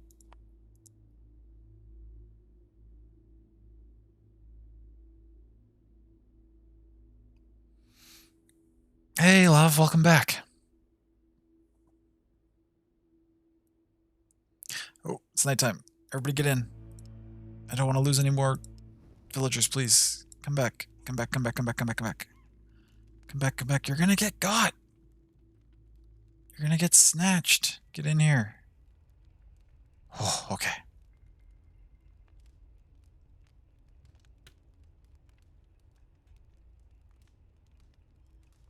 We're almost out of food. Our hunters are not finding anything in their excursions. The Wanderer arrives. Strange man arrives at the camp. He is a full head taller and looks much stronger than any of our tribe members. His rugged hair and beard melt in with his huge mammoth fur gown, giving him the appearance of a giant bear. He looks wildly from left to right as our tribe members approach him. As he discovers you, your eyes lock, and the feral expression on his face turns into a calm, steady stare. I am here to take something from you, he growls in a strange accent. Not as a robber. Today I am no more than a beggar, in urgent need of help. I cannot stay, but I will return in 3 days to take 50 stone. There's nothing material I can give you in return. Will you help?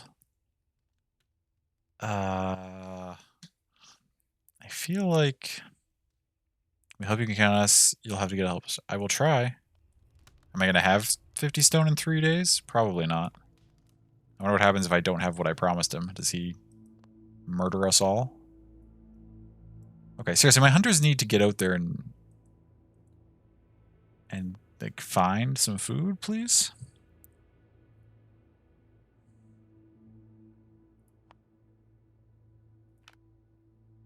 Beacons, see, beacons cost stone. I'm trying to save up stone for...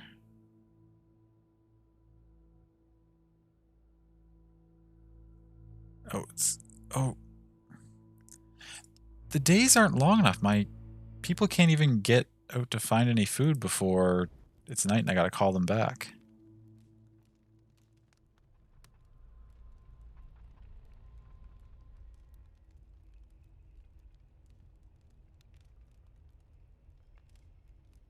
So...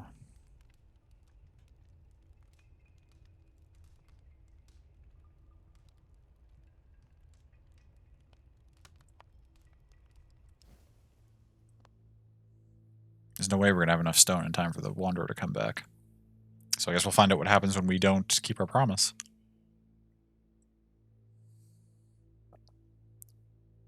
Yeah, 3 days and we're already at 20? Well, there's been a whole day now. That's the problem. Maybe we'll get enough. Okay, seriously, hunters, can you please find some food today?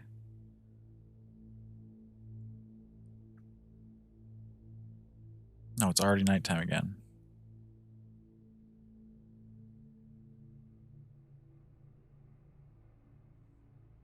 Okay, my initial feelings on this game are that the day-night cycle is way too fast. It feels like my people can't accomplish anything before it's nighttime and I have to call them back again.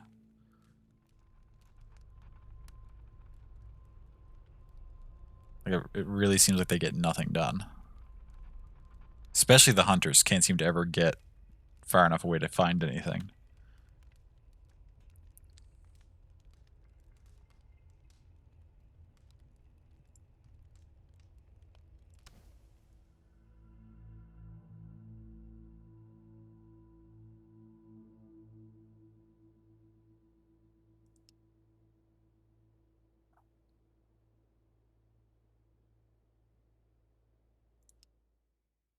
How's the tribe doing? They're probably all discontent because they're starving? No one's complained about not having food yet. We've been at 0 food for a while. I don't know if and when that's going to become an issue.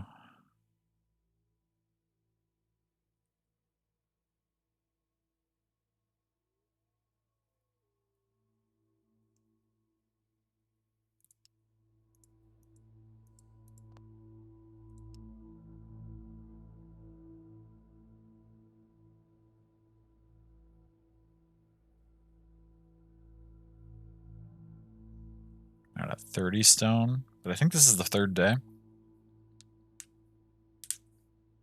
So only managed to retrieve like half of what he said he was going to want. Oh yeah, no, come back. I know you just got out there, but...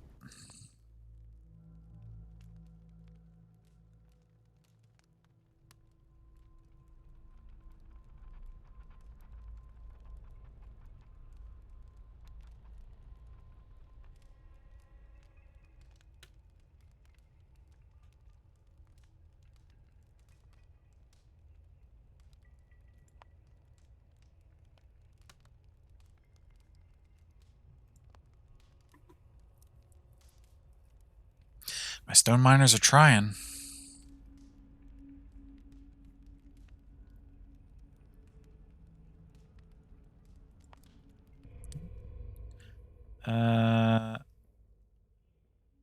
Oh no. 3 days have passed, and like he had said, the Wanderer returns to our camp, and he sees that we did not manage to prepare the stone we promised. He slowly turns toward you. Green flames light up in his eyes, revealing his terrible rage. You broke your promise. You wasted my time. It could be her last chance, he roars, letting go of all self-control. If I can't have your stone, I will have your people. With incredible speed, he takes hold of 2 tribe members as if they were nothing but dry sticks, dragging them into the night. Why did we give him this promise? And 2 people disappear. Okay. There go my poor villagers. Well, we don't need to save that stone anymore, which means we can place a beacon somewhere to give us a little more light.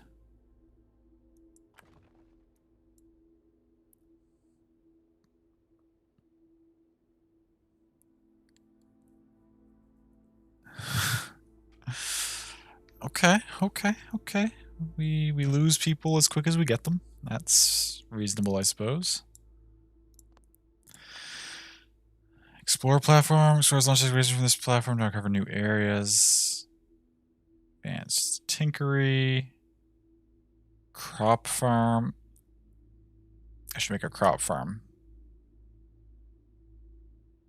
Nearby crop fields to... Let's make a crop farm. I don't know where a good place for it would be. Just stick it right there. Let's pause the game again. We need food, so let's make a bunch of crop fields.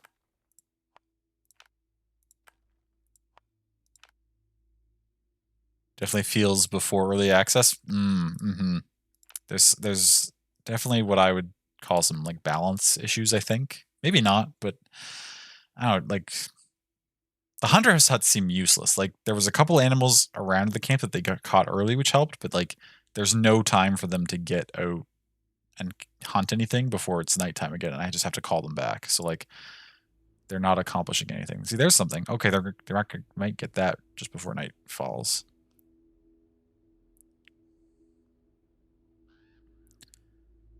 Okay, everybody return. Turn the fire back on. It's a good concept though. Like I'm into the atmosphere. I'm into these sorts of like city or like tribe building survival kind of games. Oh, somebody just got again. Disappeared and was never seen again.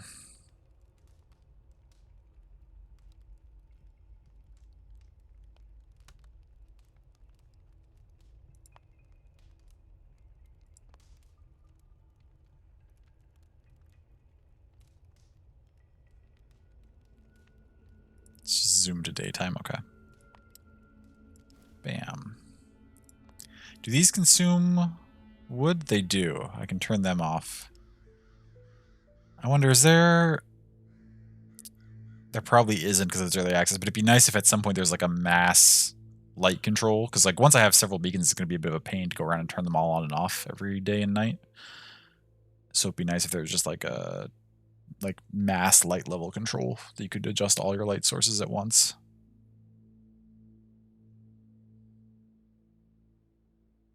The eclipse is coming at some point, and then the sun will no longer rise, which means we need enough wood and light to survive before then.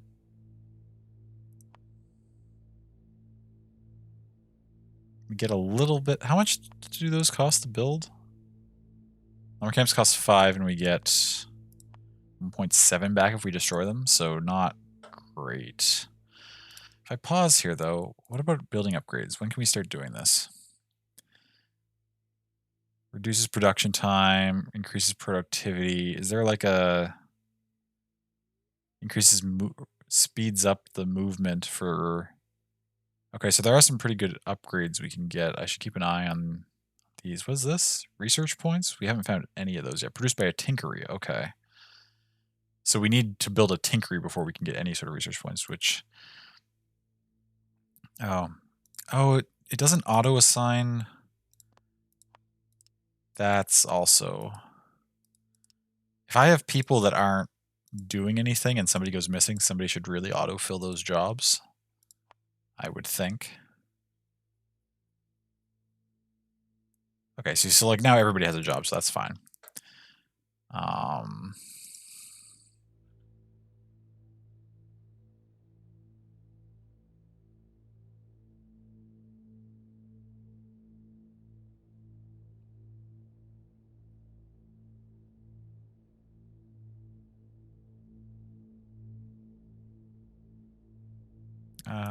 Okay, everybody get back.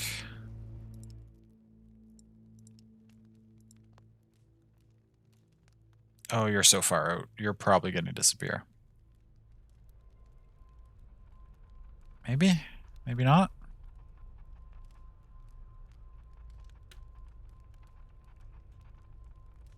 No, I guess you're going to be okay. Are you still standing in the darkness? Why aren't you coming? Okay, you're fine. Just zoom. Wait, who? Where? Who was in the darkness? Oh my god, people.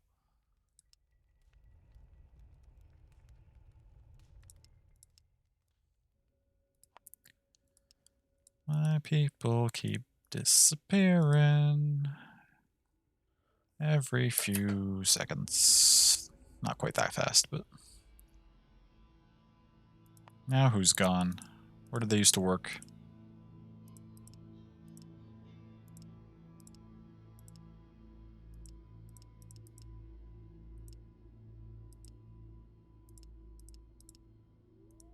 Are these producing any food? Our food has just still been at 0 for the longest time, and it still doesn't seem like anyone's starving. Oh, okay, people are getting close to rioting. Okay, so they're upset about the food. It doesn't specifically state that anywhere other than if you just mouse over the discontent, but they are upset about not having food, which is understandable. I don't know why these crops aren't producing any food. I guess I just planted them. Maybe they take a while and then they give like a big harvest or something. As crops are wont to do. Why are you just standing around like doing nothing? Can't you like... I don't know. It doesn't seem like the hunters... I don't understand the hunters' huts at all. Hunters don't really seem to go anywhere. When they do, they don't have time to get there even. It's getting dark. Oh yeah.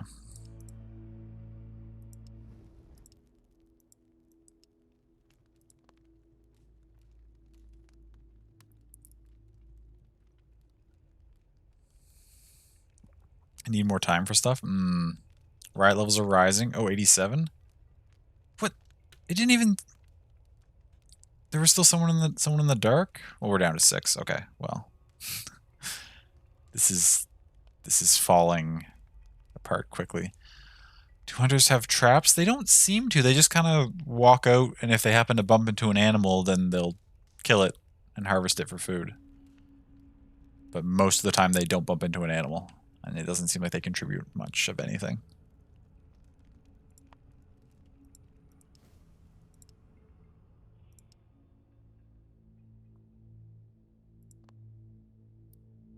Our resources... Oh, we got 1 food now.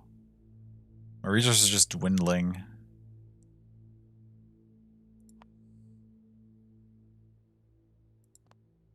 I just think the day-night cycle is way too quick. There's no time to, like, accomplish anything.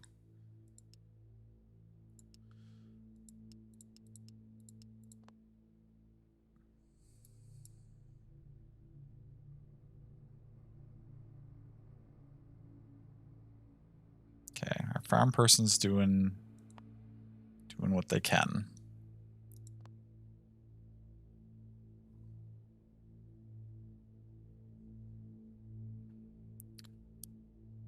Do we even have any loggers still? We do. I don't know where they're at. Are they sleeping? That's a good question. Where is most of my tribe right now? Sleeping, sleep. Okay, we got... I don't know why they're sleeping during the day. Is that part of the problem? Have my hunters gotten on some sort of nocturnal schedule where they sleep, like, during the day when they should be doing stuff, and then they're up just standing around during the night? I feel like that's...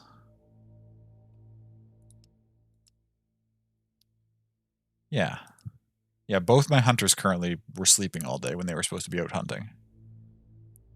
And now they're going to get up in the night when they can't go do anything.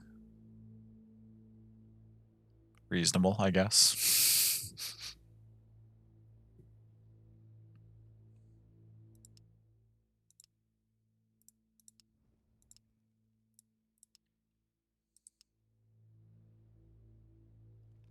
I really like the concept of this game. It could definitely use some work, which obviously it's going to be getting because, as I mentioned in the blurb at the start, this is pre-early access, so this is very early development still. And I like where they're going with it. I think there's a lot of improvements that could be made. Where are you going? Why? Oh, the horn's not on, so you just wandered off into the dark. I understand. Is that what happened the last couple nights? Did I forget to just click the horn on and so people were just getting snatched? Must be.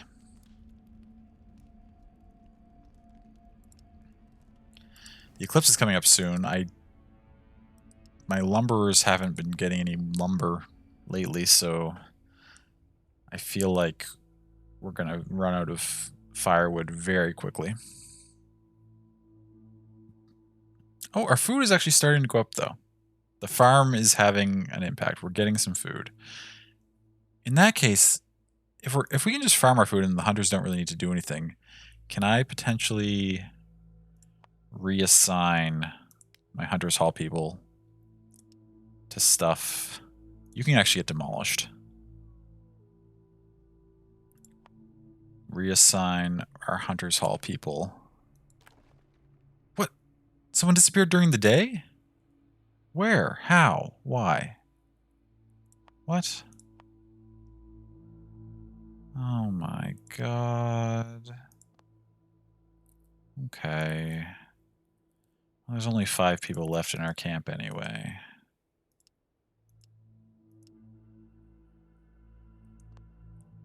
Everybody get back in that night time.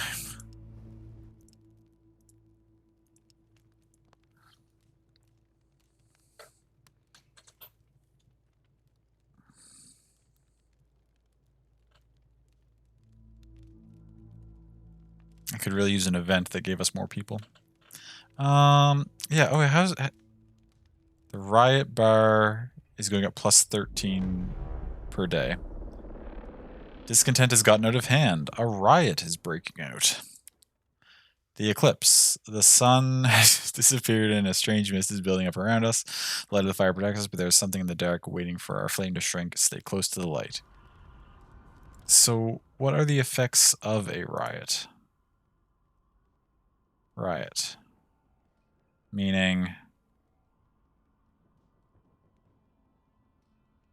Oh, did that just lower the stability more?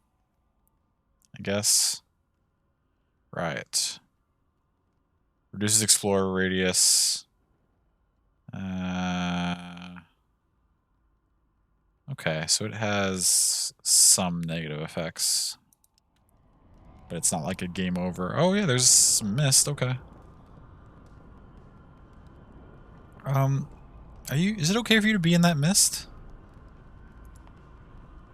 We barely have any wood, so I'd like to turn our light levels up, but nope, you were taken by something because you were in the mist. I have the horn on. Why are you not staying? Do I need to turn this up? Will this push the mist back at all? Doesn't seem like it. Another person was... Oh, no. Yep, now another person was snatched. They just keep walking into the mist even though the horn is on. See? Where are you going? Oh, are they not listening because of the rioting? That's actually probably partially what it is. Yeah, that's rough timing, right? Because on the right it mentioned, yeah, retreat to light minus 200. So they just don't pay attention to what I want them to do, and they don't stay where it's safe. That's why they're just walking off into the mist. So we'll see if we're lucky. We might have somebody left at the end of all this. Oh, we ran out of wood, so now our light's off. Yeah, we're done. Somebody just got snatched. These two are the... Oh, you just got snatched. We got one person left, but no wood. And the eclipse lasts for a long time, so we're done. That's game. One tribe member is in shock. Reduce fear to remove it. I mean, everybody else got, so I understand. Just, oh, poor you. The last one left, just in the dark, alone, in shock. Waiting for the end.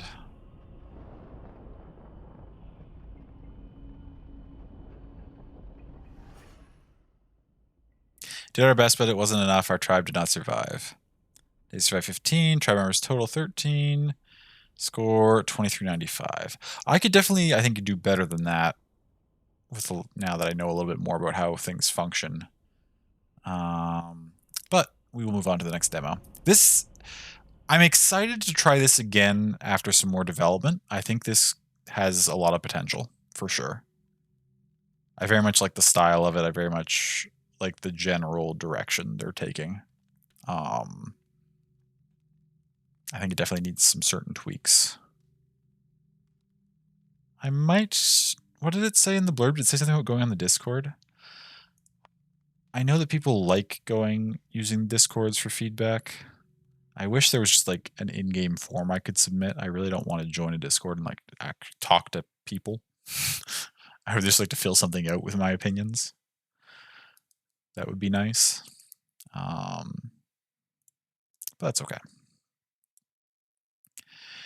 Next game, number 7. What is number 7 on our list?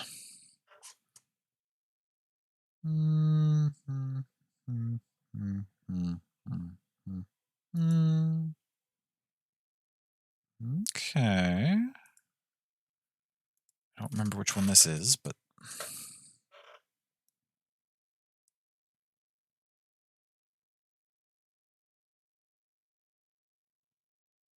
Oh, it's the kind of game that freezes Steam for at least a moment. Oh, but then it fixed itself. That's fine then.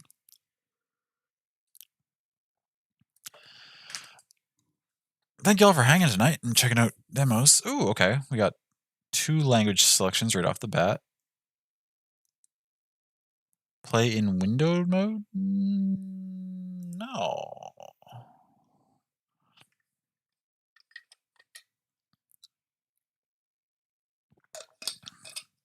You were so close, game. Oh my god, that's loud. You gave me language setting off the bat. You gave me graphics setting off the bat. You did not give me sound, and there is no sound setting? There's just no regular settings. Okay. Okay.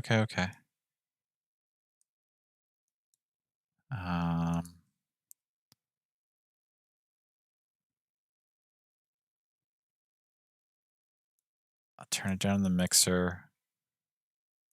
I'll turn it down in my headset. Okay.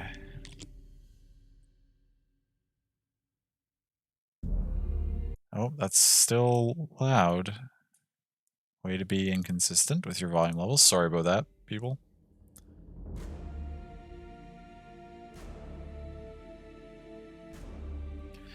Okay, where are we at here?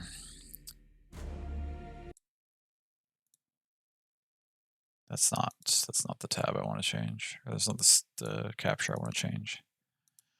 Okay. It's Hellslave. Oh, can you get your mind? Make up your mind about... Oh, we got character creation. Or we might have character creation at some point. There don't seem to be any options here. Create. Oh my god. Weaker enemies, normal enemies, stronger enemies? I'll put it on hard for the hell of it. I don't even know what kind of game this is, or what kind of combat there is. The Calm Valley of Nivlath. Nivlath? Season after season, the world was on track. Sometimes hard under the sun and rain. Hard, but fair.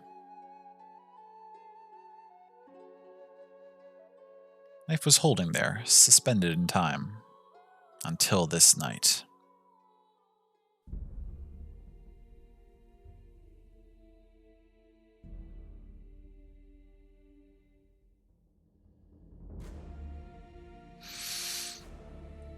Oh no.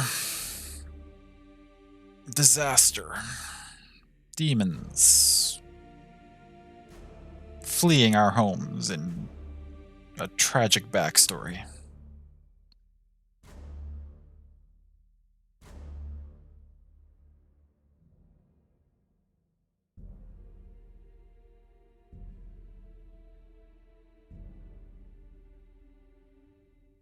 Why does that person have a grave on their back? I'm confused. We love a tragic backstory? Indeed we do. Uh-oh. Uh-oh.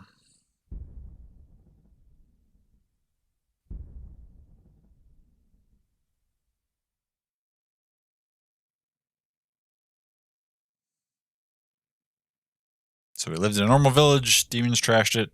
We got away, I think? Maybe, maybe not. Level 1, 0 gold. This is us, I guess. There's nothing else to interact with. Let's click on this thing. Welcome among us. You did a good choice, and you won't regret it. Firstly, choose your new name. It is important, believe me. Then pick the demon you'll worship. Oh, okay. And now we get to do character customization. Okay. What do we got for faces? Oh.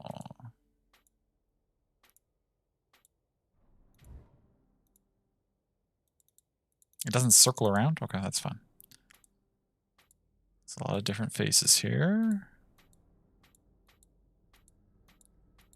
It's a decent number.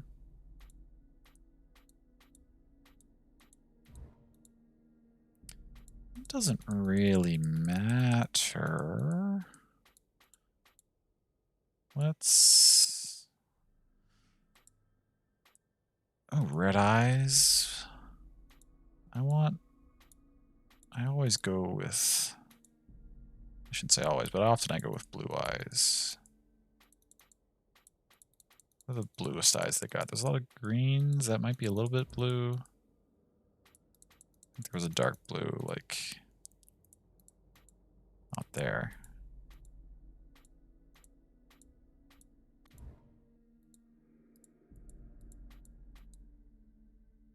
That looks green to me, too. Maybe that's blue. It's hard to tell.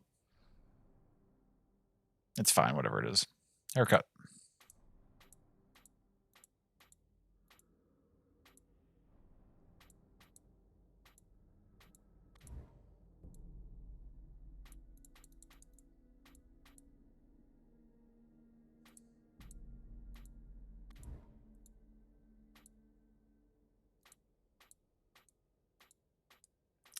Variety of skin colors.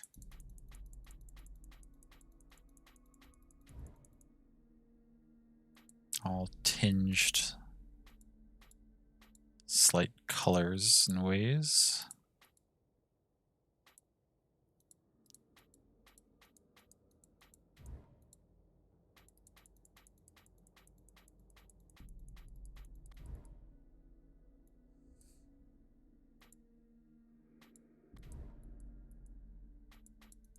A few different physiques.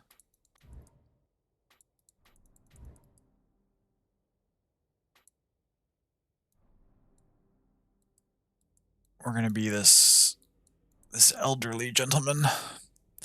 What do these do? Lucifer, fallen angel, former servant of heaven. Lucifer masters both melee damage and light spell power. Beelzebub, general of the hellish wrath. He allows those who worship him a physical power and a limitless rage. Baal, or Baal, master of shadows and poison. Baal is hard to catch and leave behind him infected corpses. Satan, the anti-prince of hell, will change you into a powerful chaos warrior, always between life and death. Asmodee, imperator of luxury. This melee fighter feeds off the suffering and destruction she does. Leviathan, blind beast guided by cosmic energies. A pact with Leviathan will transform you into a powerful sorcerer. Ooh. Purely from a lore perspective, Leviathan is like one of my favorite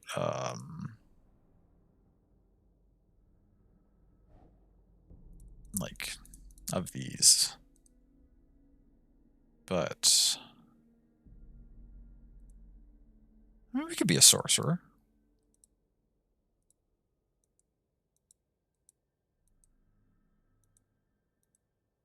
Do I feel like playing a sorcerer? I was gonna go with this one with the physical power and the limitless rage and just be like an old berserker character. But we could be an old sorcerer too.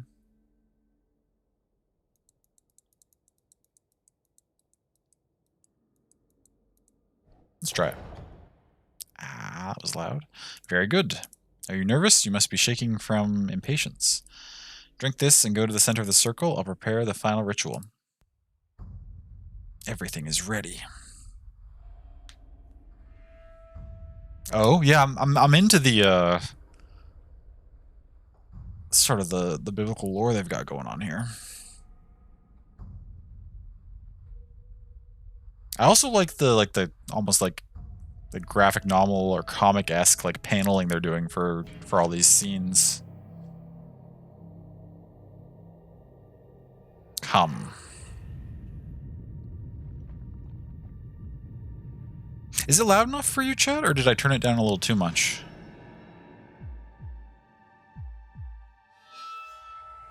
Join us.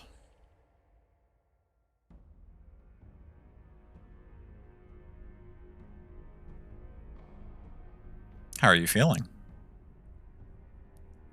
Very well. What are you?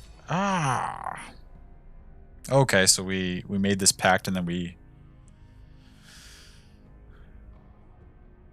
And if I must abandon my soul, let it be. Okay. Mobile, so can't really tell. No worries. No worries. Click to quit. Click to quit. Okay. I think it could go up just a smidge, but not too much. Right click on a destination to move. Okay. Is this where I am? And you want me to go here? We've got health, we've got mana, we have a melee attack, 20 gold. Oh yes, that was the whole demo, character creation. Okay, we got missions. Help me fighting back these demonic invaders. What about the invasion? Powers. So basically we got demonic powers, but we're not actually planning to worship the demons or whatever. Actives. We don't have any points to spend. This is quite an advanced skill tree, though. Look at how many power options we have here. My God.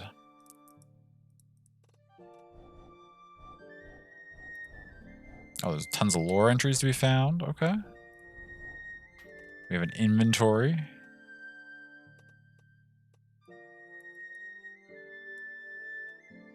Okay.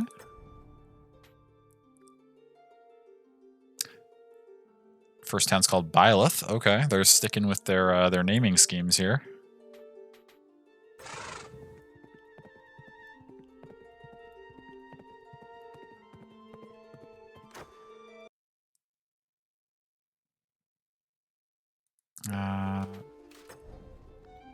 Sad news, but not surprising, stranger. We've also had attacks in the region, and if the situation continues, we'll have to flee too. Your help is welcome in any case. I'll think about the rest of the operations. Okay. So, you came from the outside? I may ask you something. I've been to the Grave of Heroes with my grandson, but there we've been attacked by monsters. I managed to flee, but I lost track of my dear grandson already. I have no hope. I know what probably happened to him, but I like to be certain. If you want to help me and remove this doubt haunting me, I'll reward you. Okay.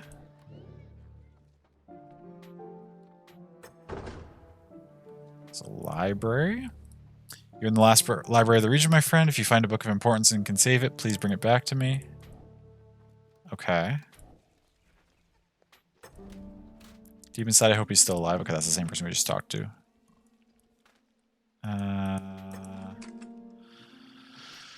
What do people at the inn have to say? Ah, the old healer has a lot of work in these dark times. God bless us. Heal for 3 gold. Okay. Sorry for the reception, but we're lacking space. The dispensary took a little bit of the inn. Exit. Oh, okay. This is like some sort of inventory management spot. We could destroy stuff. Blacksmith. What do you got? Need help? Tradecraft. Apprentice wand. Oh, we can't see what that is. There's no tooltip for this fancy looking item that costs 90 gold. That's fair. That's fair. What's this? Refuge. A stranger who made a forbidden pact when unexpected heroes.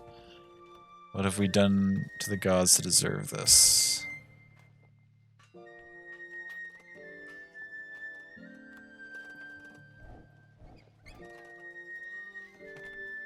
Praying slippers. Flasks. Deformed skull. Ooh. Spell damage and magic armor? That would be good for us to get at some point. We don't have the money for it right now.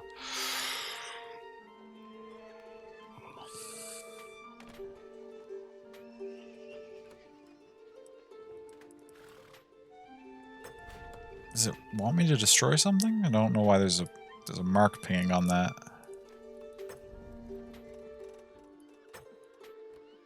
Destroy. There's nothing to destroy. That's fine. Getting big Darkest Dungeon vibes? Yeah, a little bit. It's like Darkest Dungeon mixed with like... there's something else that I feel like is giving me a little bit more vibes than that, but I can't quite place it. We still don't know what all the actual like combat mechanics are like. Hopefully we... So... Let's read our missions. So... Looking for rarity. Search the Grave of Heroes near the village. Okay, so... Okay, that's there. Is that our only option right now? Just to... I mean, that's fine. I don't need multiple places to go. Right click to enter, left click to go back to the map. Let's try it. What? Right click to enter, left click to go back to map. Right click back to map. Left click to enter. Okay. So they got that mixed up. That's fine. Right click to move in dungeons and examine interest points. You can interact. Okay. Oh, no. What the hell is this? To the right, locked door prevents you from continuing to the Necropolis. Requires key of Necropolis. Okay, so we can't go that way yet.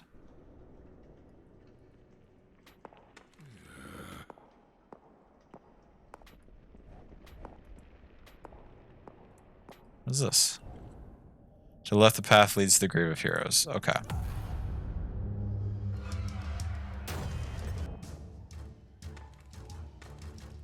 Bar indicates the fight timer. Uh-huh. Left click on a power to use it. Uh-huh. So that's your turn? Comes up in several bars on the fight timer. You attack us. We attack you. We get to go again.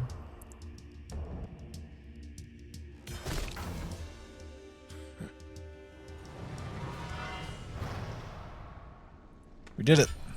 Sweet. Pick a hellish favor. These bonuses stay during this dungeon and disappear when you go out. Oh, okay, so for the rest of the dungeon, minor mana regen. We don't have anything that uses mana yet. Although once we level up, we might be able to get a spell. Magical critical chance. +4? Okay, so neither of these are effective until we get a spell. I'm gonna go with the mana regen. Ooh. Take some gold. Two-handed spear. More melee damage. 20% chance of hitting all enemies. Doesn't do any spell damage, but we don't have spells yet. Damage dagger. Cooldown -1 after me. Oh, so it's fast. Blunt sword. I mean, we're going to take all these. I think until we have a spell, we should put on something that doesn't have spell damage and does more damage. Maybe the sword for the time being.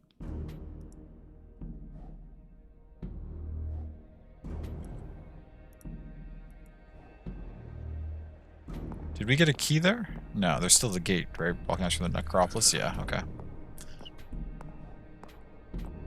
This goes to the Grave of Heroes. There's nothing... Oh, okay. Corrupted altar, you can pray a demon. Sure. Let's try it. Let's pray a demon. Invoker Beelzebub. Oh, they didn't translate this section.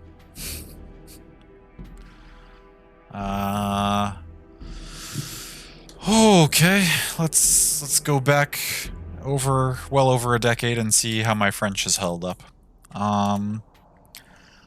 Was the chien the cord passa benediction o febel eo estropie. I don't know what that means. Bal ne pressombra coso chianta proche l'amor.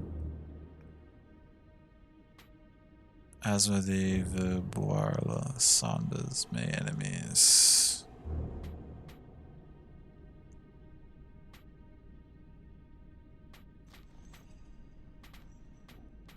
I don't know what these mean. We're gonna click that one. Now we've got something.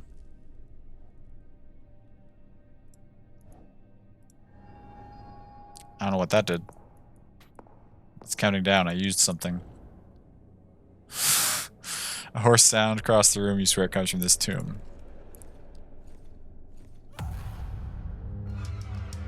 Okay, we got another fight. That's fine. Magic attack is faster but uses mana. Oh, we have magic now. I should have kept our spell wand on. I don't suppose I can change my equipment in fight? No. Okay. Cooldown 3 seconds, cooldown 7 seconds. 6, so that would be doing 9 if we still had, or well, 7 to 9 if we still had our spell wand on.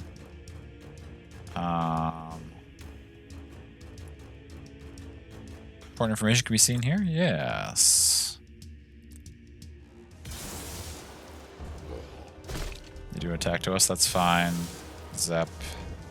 Zap. How much regen do we get? +7, so we don't... Oh, but we leveled up, so that gets us back to full. Sweet! Extra magical damage. We got a... At the beginning of the fight, you shoot a poison arrow on a random enemy and deal 1 to 2 damage and 12 poison points? Sure.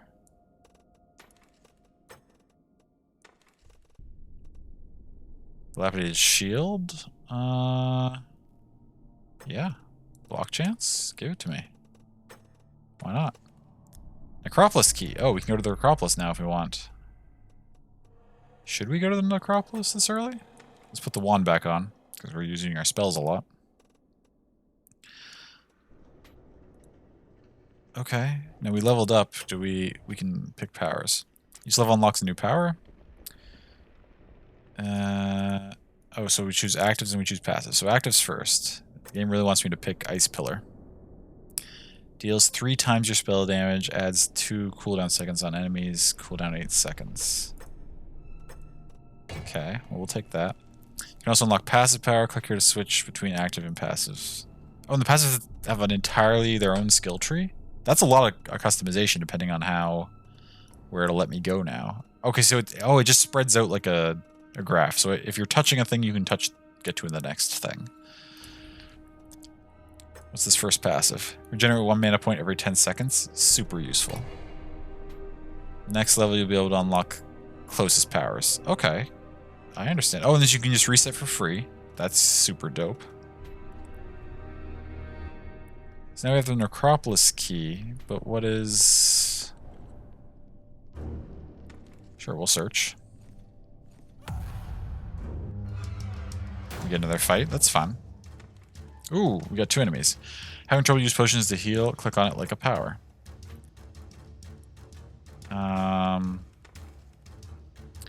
You're resistant to physical damage. You're also lower health. Or we could open with a... We might be able to kill this before it even gets a chance to go. Why did that not...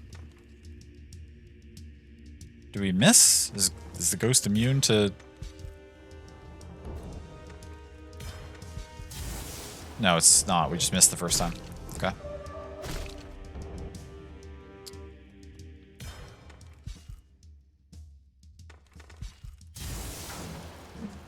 Okay, took you out. Just 7 seconds. Is this gonna finish it? How much... Is there a way for me to see how much... Melee damage 2 to 7. Spell damage 8 to 12. Yeah, melee's not gonna finish it. We'll just hit it with a spell.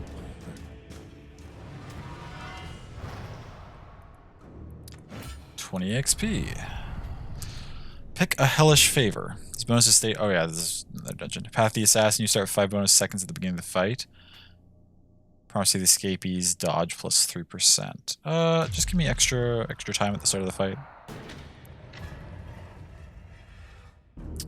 We have a ritual cape that we can't tell what it does because the tooltip doesn't exist. Do we put on our mystery cape? I'm going to. Our old cape doesn't do anything, so whatever this does... Did this work? Did we shoot and apply damage and poison to anything? I don't remember seeing any indication of that.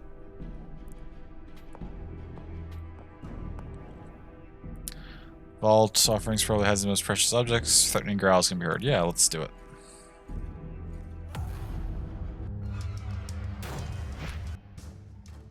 Same fight as last time. When you kill an enemy, you get demonic points. With 4 points, you can change into your demonic form like any power. Leviathan form consumes 4 points. Spell damage plus 15. Spell critical plus 10. You regenerate 10% of your maximum mana. Lasts 30 seconds. Oh, shit. 10% of our max mana would be 6. We have room for that. Let's go Leviathan form. Oh, shit. That's cool.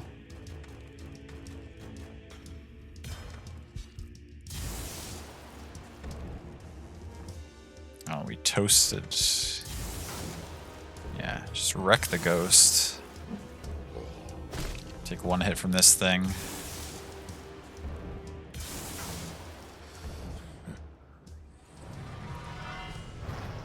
Dope.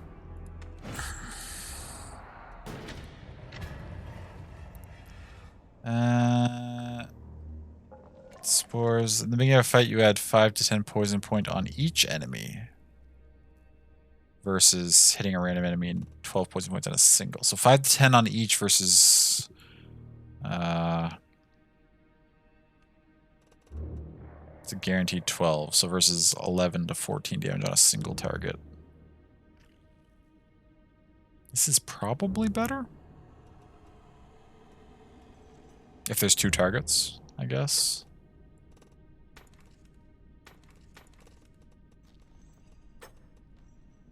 That's not what I want.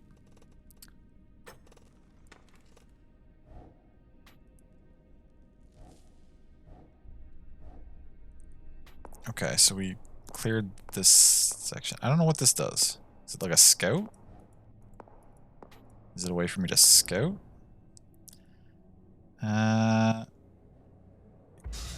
Right, we have the key. Okay. So you click in the picture to activate that. That's cool.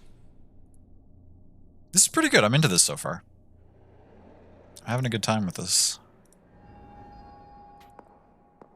It feels like very old school, but in a good way. There might be interesting objects if I don't wake up a monster. Yeah, we'll search.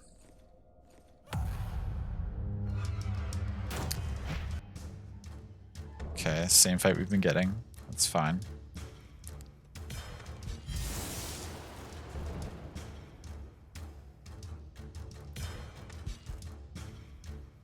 Wait, it has 7 poison damage. That means it's gonna die to that poison? Or what does 7 poison do?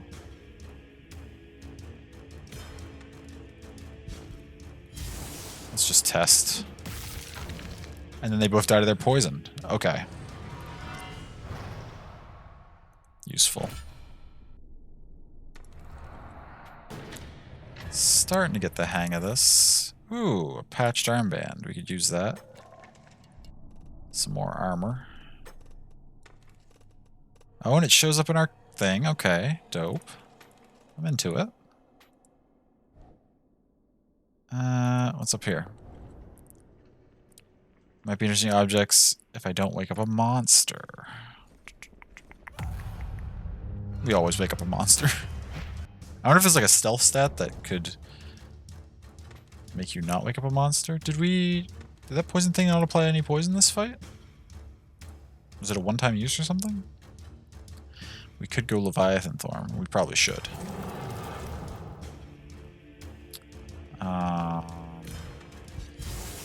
Oh, there's the poison that we applied. You dodged, you son of a bitch.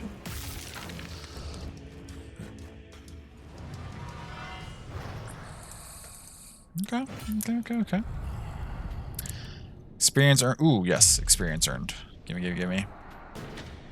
No question. When you get damages, you regenerate 2 rage points. Rage points. Is that the same as... No, that's not the same as the demon thing. What's rage points? I'll put that. I don't know what this thing does, but... we'll leave it on for now. Path continues to the Necropolis. Strange anomaly that emits strange echoes from a distant world. Oh yeah, let's listen to strange echoes from a different world. Death, oh death, thank you. Without you, nothing would have taste nor sense. Thanks, oh. Thanks for destroying everything. Okay. Seems reasonable.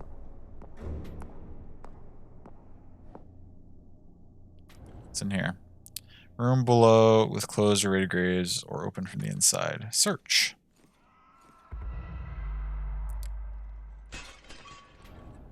Oh, we got some treasure. This is our first treasure that we didn't have to fight something for. Got a belt, nice.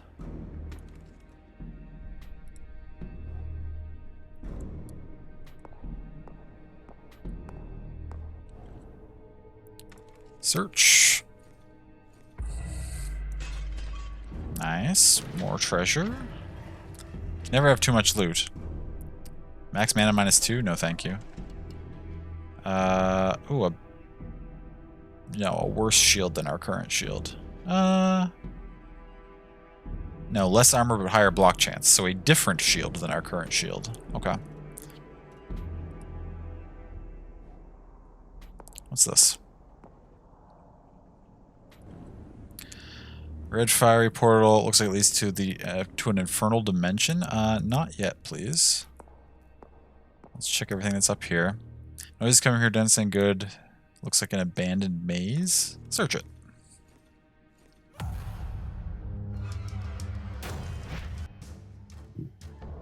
Okay, same fight we've been getting. Oh, dodge, not the best start.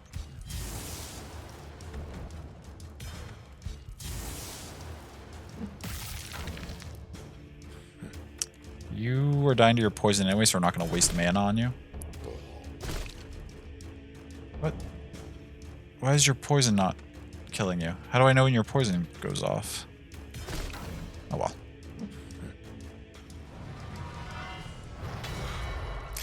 Leveled up again.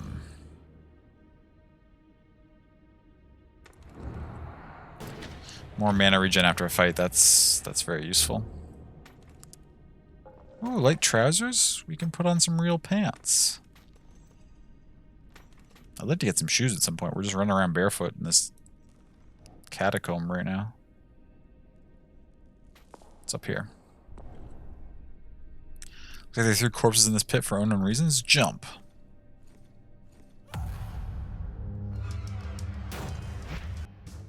So far, interacting with these things has only ever just given us a fight. It's never been like an... Now, we should use some mana, because popping this regenerates mana. So even though we'll be doing a little less damage off the get-go, I feel like it's fine. You... wait. Oh, you're a boss of some kind.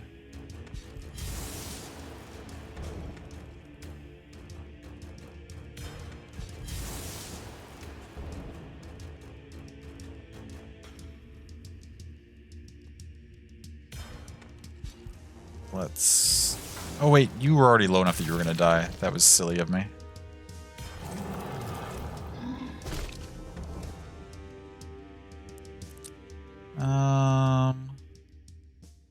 Three times your spell damage? That's a lot of damage. You're gonna... we're in demon form. I think we can just finish you off and it's fine. ice pillar you, and you're dead.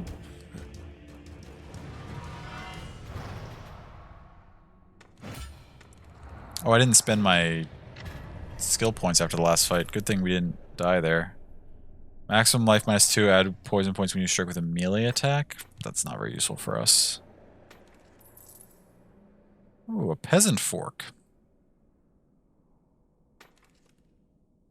Restoration circle, finger. Life regenerates, then fight +2. Easy. Take that. Alcatraz medallion, a tragic fate, unfortunately. Arcades? Is that...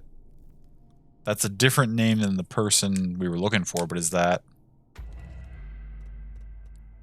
Seems like a quest item.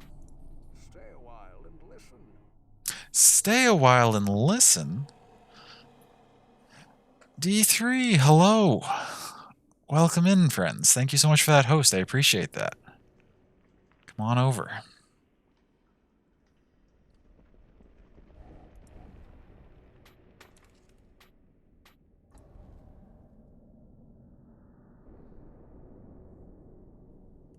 The regulators have arrived. Mount up. Thank you so much for arriving. I appreciate that. Hello, D3. Hello. How was your stream? How am I? I'm doing well. Oh, Picto got it as I was typing it. Oh, you were playing Elden Ring. How has Elden Ring been treating you? I have not seen much of it myself yet. I try not to watch too much Soulsborne games because I do plan to play them eventually. I hope you've been enjoying it though. Is it as good as the hype was led you to believe? Rough around the edges, okay, but you've enjoyed goofing around on it. Interesting. I'm glad to hear that you've enjoyed your time with it.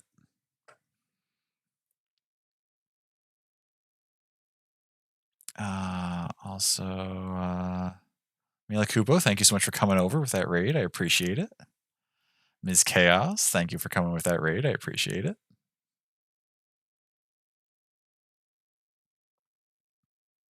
Trying to say too much for my own enjoyment spills. I mean, general vibes or even like issues you might have with mechanics are fine if you want to talk about anything in that realm.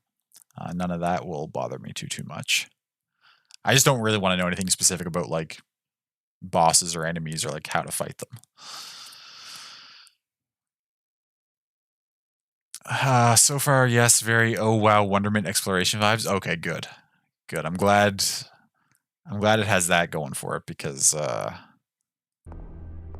while I like FromSoft games in general anyway, what I was most excited about was what sort of world or like what Miyazaki would contribute to the world in the sense of wonder and exploration through it in that sort of game. So I'm glad that the exploration and the wonder is there for you. But yeah, we're working on some demos tonight from Steam Next Fest. For anyone unfamiliar, Steam like 2 or 3 times a year does this thing called Next Fest, where they like to showcase all these different demos from various creators, mostly indie creators, who have games coming out sometime in the future. They're at all different stages of development, so it's often a very mixed bag. Some of the stuff you'll find is very rough around the edges. Some of the stuff is very close to being able to release. I've been doing this sort of all week. We were just checking out different ones and seeing what they've got going for them. This is right now we're on a game called Hellslave, which is sort of like I don't even really know how to describe it, but it's kind of got some Darkest Dungeon-y aspects a little bit. It's got some like old school Diablo aspects, except for the action. The action part's not really there, but like the inventory and stuff are kind of in that realm. Right now we're playing this sort of old man sorcerer type. You pick a demon to worship. We're worshiping Leviathan. The other options are Lucifer, Satan, Baal, Beelzebub. There's a bunch of different ones. There's lots of name drops for like various demons. So if you're up on those sorts of terms, there's lots of good stuff there. Reminds you of the old dungeon crawlers on your Amiga. Yes, it's got kind of that old school vibe to it. I'm enjoying it quite a bit so far. Can I go in here? Fire red portal looks like it leads to an infernal dimension. Sure. Impossible to cross. It's too hot. Never mind. So we can't go through the fiery portal yet. Oh heck, there's an app update. You'll be back. Oh, okay. Hi, you're back. Welcome back. That didn't take very long to update. Nice. Oh yeah, we have some more powers to get. Looks like a very extensive skill system though. You've got actives and passives. 2 big trees for both of them with lots of different things to choose from. So what did we just get the option to get? Ice Shield. Last 40 seconds reduces damage taken by 25%, slows down the enemy by 1 second when melee contact. Vapor of Belial, 16 mana, regenerate life every 10 seconds, so that's pretty useful. The effects disappear slowly.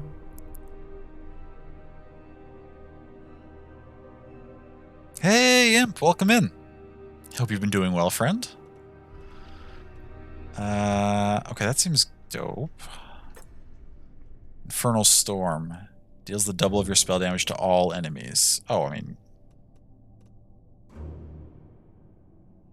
I don't know if we're probably not going to play this long enough to finish a whole run before we check out the next demo, so I'm 100% just going to go all in on the AoE nuke. And... see if I can murder some stuff. When an enemy dies, you regen... oh my god, yes. Soul stealing? That's huge. For a caster. 5% chance of hitting with spells? That could be useful. When you have 10 rage points, they are transferred into mana points? No. Regen 5 mana when we kill something. Or 5% of max mana when we kill something.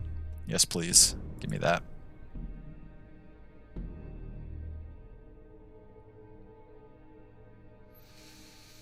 You're well, taking every inch of your last few hours before bed, before the work week. Oh, nice.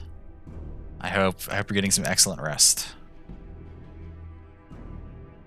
Yeah. When in doubt, make sure to take all the inches.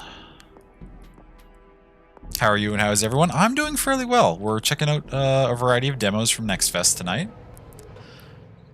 And it's been pretty fun so far. Otherwise, I'm doing pretty good. Wait. Don't worry about it. It's fine. Don't even worry about it.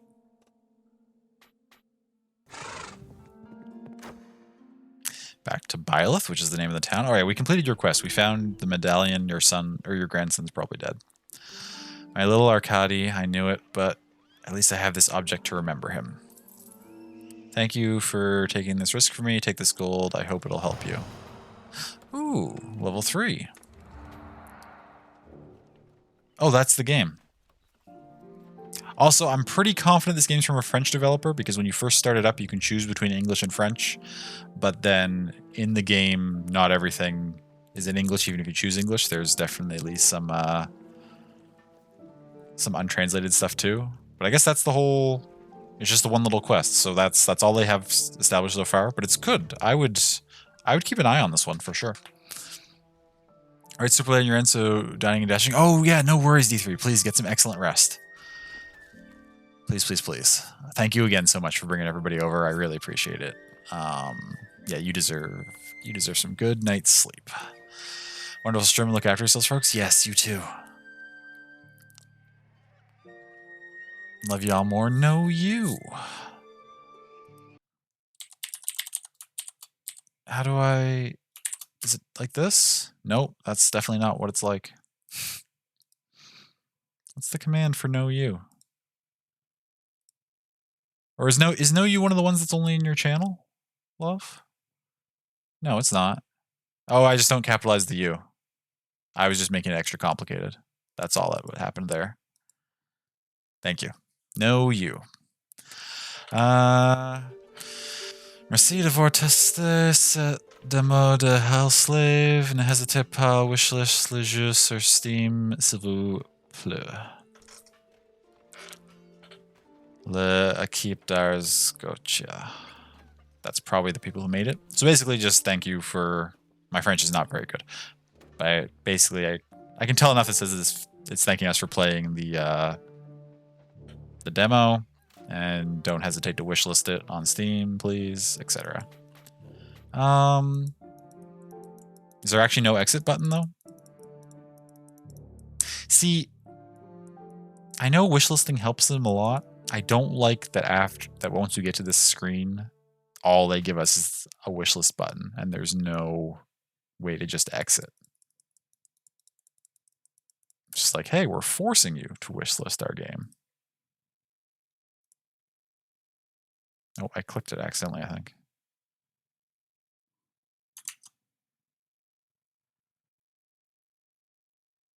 And even that just takes you to the website. How do I exit? Oh, that's how. I just have to hit escape. Never mind. I didn't try to hit escape. I don't feel as much like they were trying to push me into anything. I just didn't even try hitting escape. Does it close it out? No, it does. Clicking it doesn't close it out though. You just have to hit escape. There's just no indication of it. You can leave when you wishlist. Damn it, Kay. Thanks and please. Absolutely. Absolutely. Okay, but that was Hellslave. That was fun. That was cool. I'd be interested to see.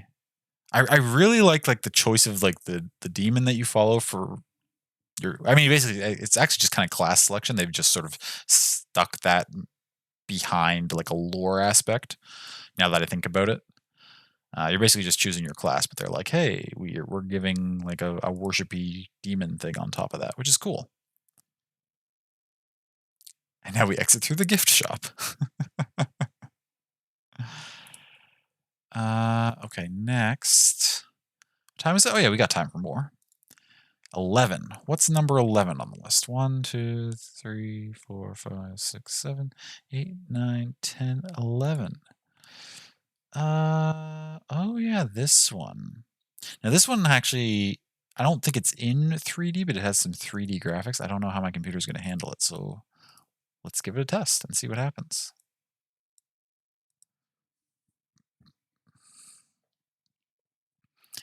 We're now checking out Little Orpheus.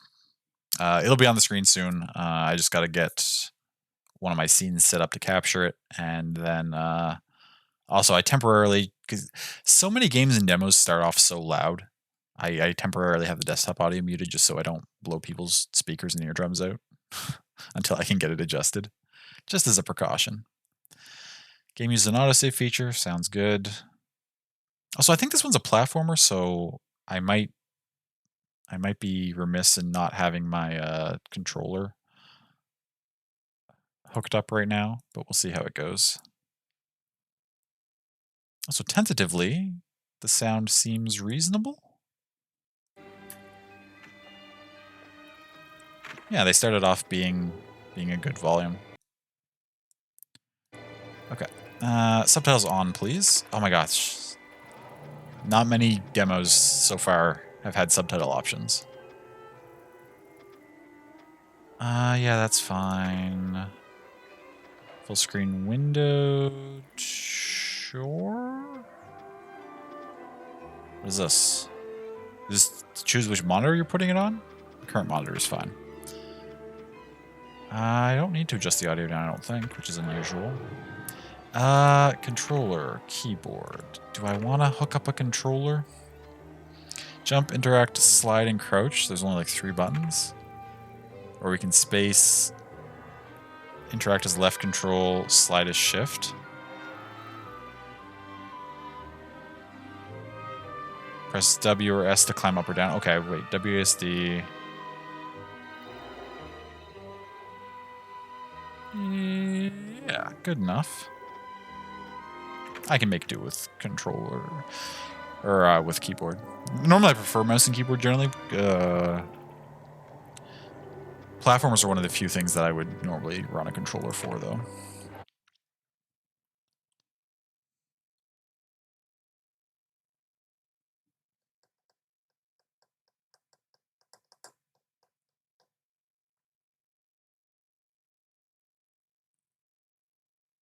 Ooh, there we go.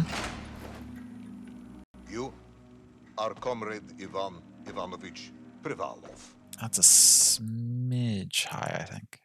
In 1961, you were selected for the Shukovgrad Interonaut Exploration Program SSSR.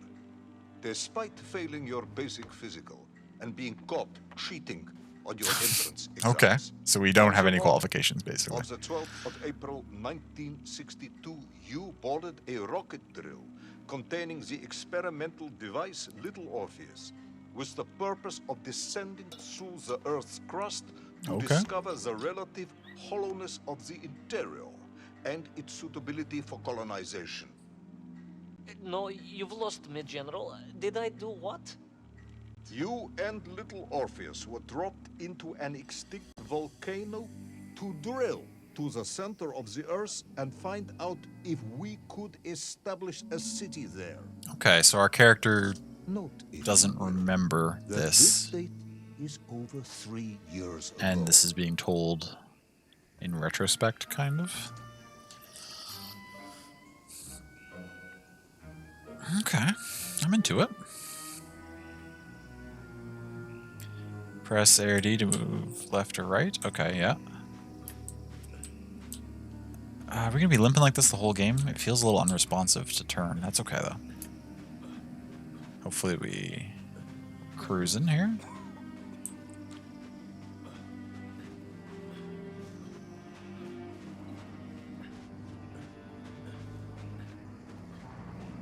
Ivan Ivanovich, can you describe Little Orpheus to me? Of course. It was large. Oh my gosh. And round. And Did we get had shrunk something of a somehow? disagreeable smell. I was referring Or- to its technical specification. Oops. Well, General, I am no man of science, but it had this radio thing that I was supposed to use to let the surface know I had arrived. Okay. And some sort of battery wrapped in this lead box. But I was told to not touch anything under any circumstances, and I did notice the engineers who worked on it were quite a shifty bunch. Quite a shifty bunch.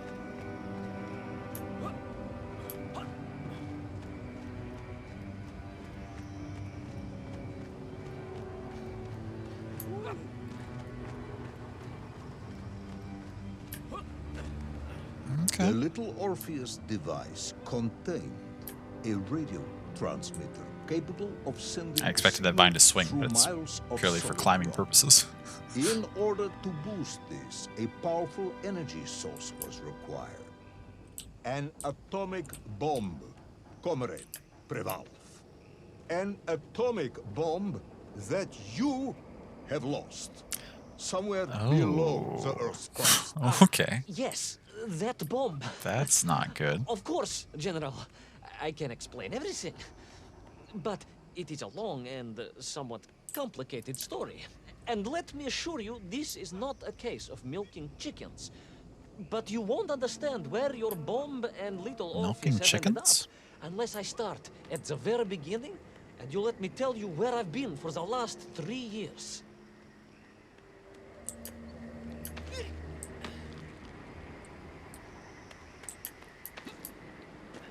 Milking chickens. Is that an expression I'm not familiar with? From the beginning, then. But this had better be good.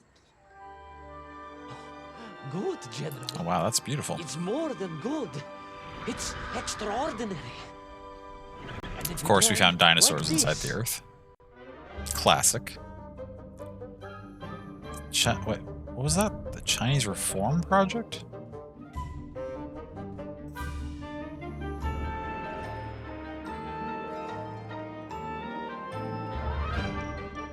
Swallowed by a whale? There's aliens, apparently? What game is this? It's called Little Orpheus.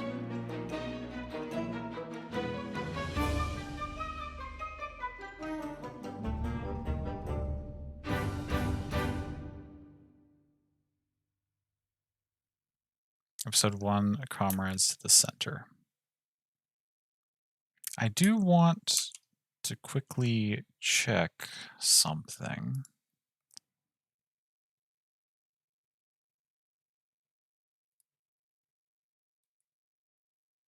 It seems really fun, kind of goofy. Like I'm into it. I just the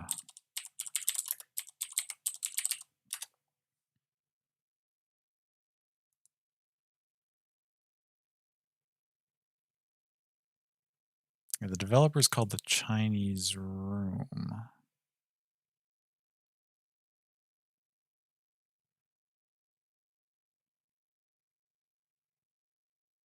They've made, this seems very different than the other stuff. They've made the Amnesia games and stuff before.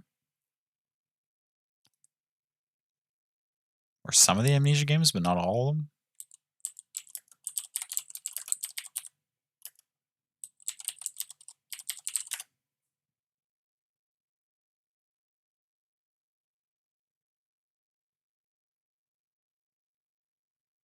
Chinese Room is a British video game developer based in Brighton. Is best known for exploration games. Originated as a mod team for Half-Life 2, based at the University of Portsmouth.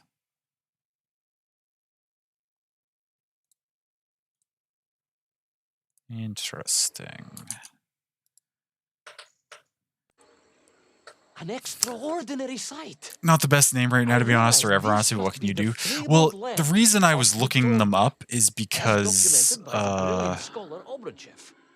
A trail of destruction carved by the rocket drill led I down mean, into the a wild week and ago, I would have mysterious been quite jungle. into this, but The now the rocket drill pretty itself must clear have snapped in half somewhere below Kamchatka. Soviet And references little were making Orpheus me a little bounced uncomfortable, and I out wanted to and see if it became was lost in a that Russian prehistoric studio or forest. not. If I was ever to get Because home, while obviously my mission a was Russian dev clear. studio would not To be find at fault for little current Orpheus. events, I probably wouldn't play their game on principle.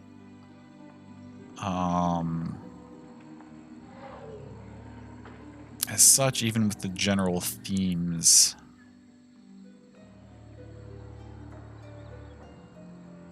it's tough because this looks really fun, but I don't think I'm comfortable playing a game centered around a secret Soviet mission right now.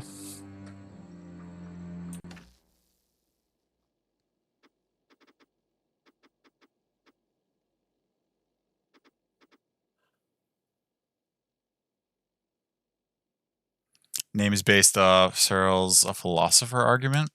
Oh, okay. I'm not familiar with that.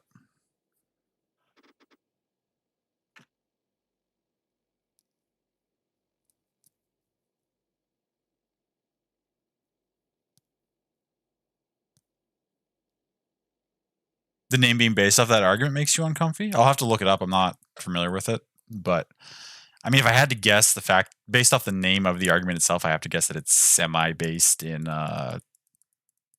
something not great, because why else would you name an argument after another, like, culture or people? You know what I mean? Like, I feel like it's probably got some bad vibes about it anyway. That and the game? Sure. That's fair. Yeah, I mean, that's... I think it's unfortunate, because I think that would have been a fair bit of fun. But that's okay. We have a lot of other great games here to check out. Did I close my random generator tab? I did. Oh, no, I probably used it to look that information up and then closed it, because I forgot that I needed to go back. That's okay. Number one. What's going to be game number one, do we think?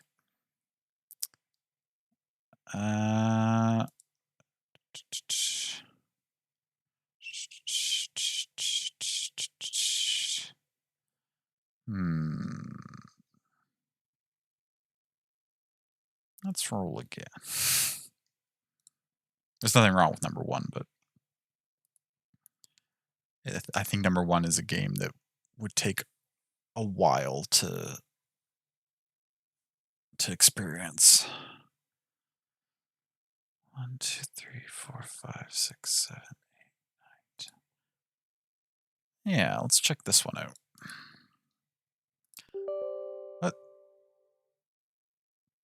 Sure, Steam can make changes to my computer. Does that game have an update or something? What's going on? Why do you need to make changes to my computer? Because the experiment he ran, you can't remember the specifics, it's like training an AI to understand something, and he had picked Chinese as the language. Oh, okay, that's not...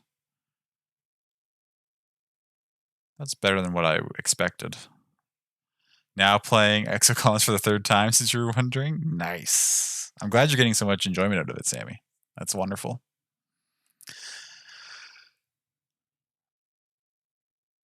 It's been a hot minute since you learned about it and then re-looked it up when you saw their name. Sure. It's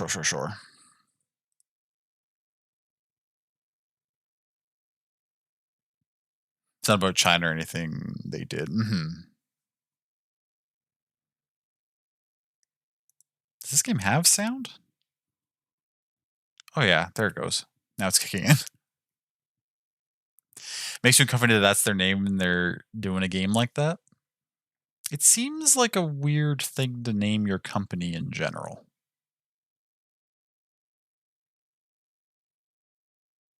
I mean, I guess if it's a experiment with AI and stuff, there's a bit of a connection there, but like, I don't know.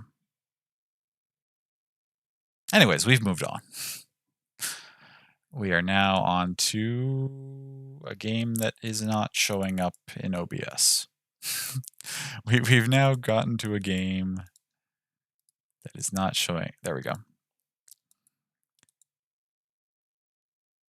A game called The Iron Oath. You Googled it but can't process the wiki. I am curious. I'm just going to take a quick second to read this. Chinese room argument holds that a digital computer executing a program cannot have a mind, understanding, or consciousness, regardless of how intelligently or human-like the program may make the computer behave. So basically, it's an argument against the idea of AI ever being able to formulate an actual like consciousness. Similar arguments were answered by other people.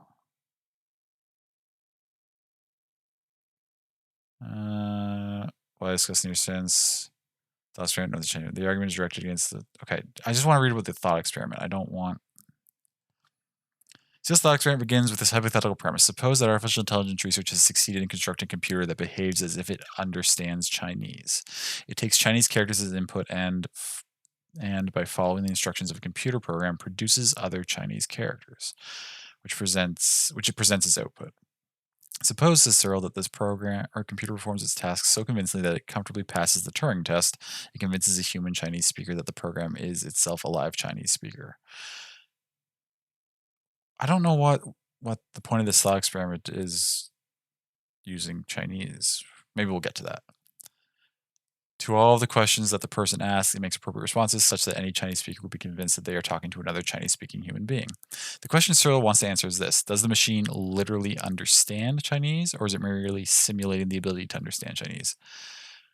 Searle calls the first position strong eye and the latter weak eye. Searle then supposes that he's in a closed room and has a book with an English version of the computer program, along with sufficient paper, pencils, erasers, and filing cabinets.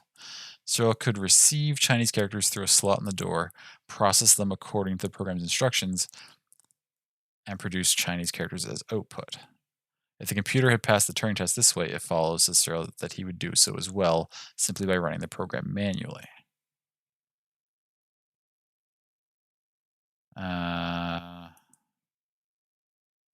Searle says that there is no essential difference between the roles of the computer and himself in the experiment. Each simply follows a program step by step, producing behavior that is then interpreted by the user as demonstrating intelligent conversation. However, Searle himself would not be able to understand the conversation, does not speak. Okay, so Chinese was specifically chosen because it's a language he didn't speak a word of. Therefore, he argues it follows that the computer would not be able to understand the conversation either. Argues that without understanding or intentionality, we cannot describe the machine as doing its thinking. Since it does not think, it does not have a mind in anything like a normal sense of the word. Therefore, he concludes the strong AI hypothesis is false. Okay.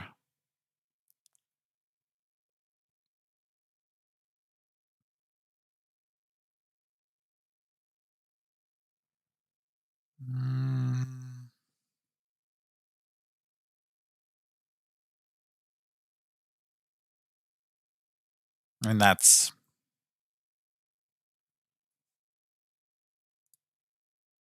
I can sort of think of some counter arguments for it, but now's not the time to get into a philosophy discussion.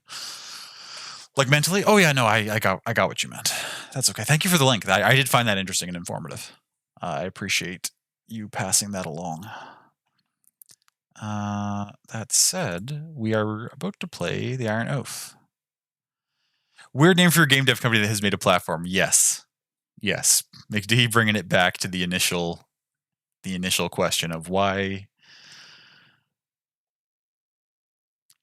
Yeah, why name your game dev company after a thought experiment that states that you can't? Maybe because I suppose it's worth noting actually, because they made a platformer. They also made some other exploration games. Basically, a lot of games that purely revolve around like giving the player stuff to do, but not having the player actually interact with any sort of AI. Their games seem to have very little AI in general. So maybe there's something to that.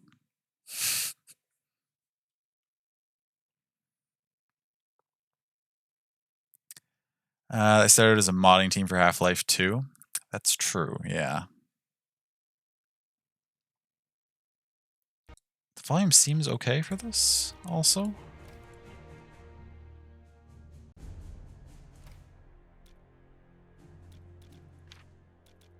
New campaign? I don't know what this game is. I downloaded too many demos, so now I don't even like remember which ones are what. Company name? Name pending.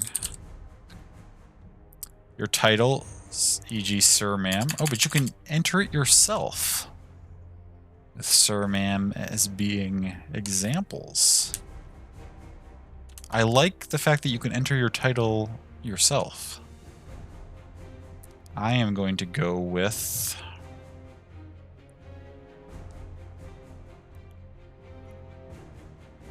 What's my title? And the fact that the logo is reminiscent of Chinese propaganda? Yes. Yes, yes, yes, yes, yes.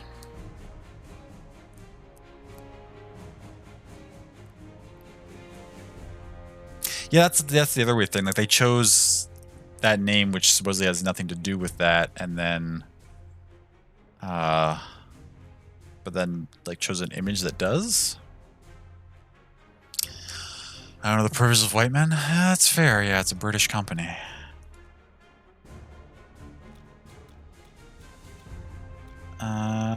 What's my title? What's a good title?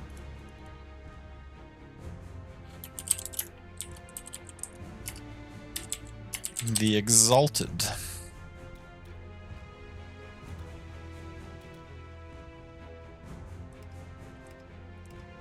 Oh, different flag sigils. I like that we can customize a flag. Lightning bolts, swords. Skull and crossbones is always a classic. Or background. I like the birds. Privilege begets ignorance, or ignorance, I guess. It's all kind of. They're very different words, but they're all sort of leading to the same. Probably orange. Ooh, white could look nice against some stuff, but I think I'm gonna go with orange background. Half and half, quadrants, half and half that way. Stripes is a little too busy, I think, with this bird. I wish there was a diagonal half and half. I don't mind that. And then, oh, we've got some background combinations.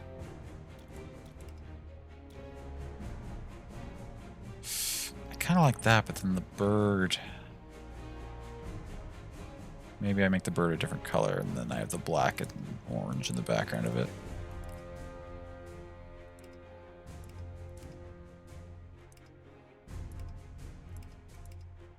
Didn't mind that black and purple too. Yeah, no, we're going to go black and orange background. We're actually going to make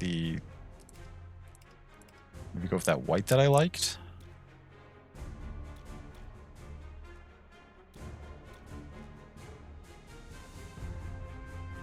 You'd go with the Bone Lord for the title? We could go with Bone Lord. The Bone Lord or just Bone Lord? I know I put the Exalted, but that's because it's kind of like... I think just Bone Lord. If we're going with Bone Lord, maybe we should go with the... What did their color change? Let's go with the Skull and Crossbones then. There we go. If we're going Bone Lord, we're gonna go with that. Skip opening prologue mission? No, that's fine. Iron Man? Only get one save file? No, that's okay. Choose difficulty? Ah, yes. Letting me... Battle hardened, adventure, custom. What's the difference between these two? Adventure is a lot easier. And battle hardened lets us make things harder even. We'll just go with the standard battle hardened. Start campaign. I don't know. I even know what this game is still. I don't remember what kind of gameplay it's supposed to have. In an era all but forgotten, the gods once lived alongside humanity in the heart of Calum. However, an unknown cataclysmic event plunged the world into a dark age. History was lost to time, and so too were the gods. In their absence, a rebuilding humanity was left to contend with the emergence of a great being of darkness from the void. Every few decades, an event called the Scourge, the dragon's arrival, would bring death and disease to the land. Those afflicted by the dragon's blight would lose their minds and bodies as they slowly became abominations of flesh and outcasts of society known as the Blighted. Is this Dragon Age? Are we playing Dragon Age?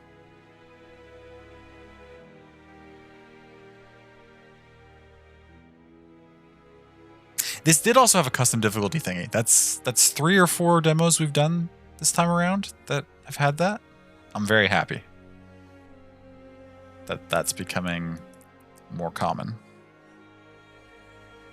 Despite centuries of effort from the Vanguard Order and the realm's greatest heroes, no lasting victory against the dragon could be achieved. Humanity has now come to accept the inevitability of the Scourge as part of life, enduring or in some cases thriving despite it. With whispers of an impending scourge circling, you and your company find yourself in a burial crypt not far from the city of Andalon. A simple retrieval of smuggled supplies, or at least that's what your employer had promised. Loading.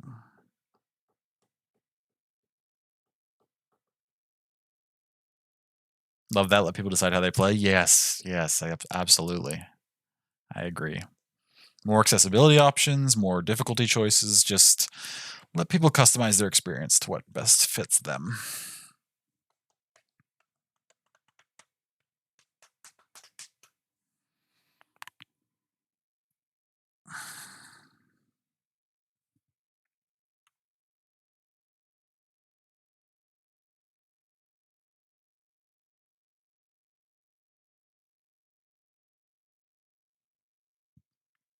Are you still loading? Okay, yeah, the dots just changed. Oh, something happening?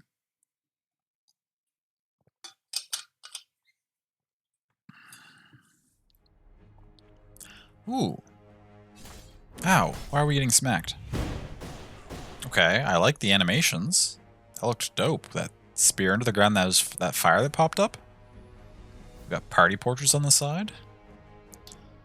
Prologue, find the stashed contraband. Yorick must survive. Yorick, damned grave robbers, stay sharp. No doubt his companions will have heard that. Everyone stands still, tensions rising as they grip their weapons tight and scan the room for further hostiles. Hear a muffled shout from someone in the adjacent corridor, likely directed toward their now deceased associate. The sound of quickening footsteps soon follows, and 3 fighters burst through a doorway at the far side of the room. Mervyn. Shit. Should I go and alert the others? Yorick shakes his head, eyes fixed on the enemy. No time for that. We've no choice but to fight. Begin combat. Oh, yes. Oh, there's a movement grid and there's a turn order and it's tactical and oh, yes. Okay. Survey the battlefield by using WSD. You can pan by holding M3 and moving the mouse. We've got a party. Seems like a fairly classic adventuring group, kinda. On their turn, each character can move as many hexes as their movement stat allows. You can move onto any green hex and still perform an action afterward. To cover more ground, you can sprint to any gray hex, but doing so will end their turn. Finally, you can swap places with an ally by moving onto their location. This can be useful for setting up attacks or moving the ally from harm's way. Move the Stormcaller into cover by clicking left mouse button on the indicated thing. We've got like a caster, we've got a couple of front lines. I don't know what you do. Is there any... Can I look at my characters? I can. Gear durability. All characters' gear comes with a durability rating. With enough gear... We're going to have to use gear will eventually break and turn into a scrap. If an item loses all durability... yeah, makes sense. Pyrolancer. That's such a cool class already. Pyrolancer. You can actually say you play on hard mode to the idiots that think you should play that, but what they don't know is it's your kind of hard mode. Oh, sure, yes. Made for me? Hopefully, yeah. Don't think you've ever heard me this eager about something. I just like this kind of game. I think I do. I mean, I haven't started playing this yet, but... So you're a Pyrolancer, but what is that? Use a spear. Oh my god, there's like an... Okay. You've got some of your abilities. So you're already level 4, that's interesting. Wait, I want to... Okay, we got a Stormcaller, which is, I assume, some sort of lightning-y mage type character. Yeah. We've got a pugilist. We going monkey. Not monkey the animal, but monk-y, like as in monks from 14.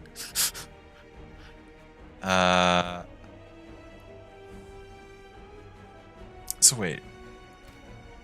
Yeah, you do all sorts of monk stuff. That's fine. More importantly, do you have a strength con? So your strength dex, not that high con. We've got some... Oh, we've got actually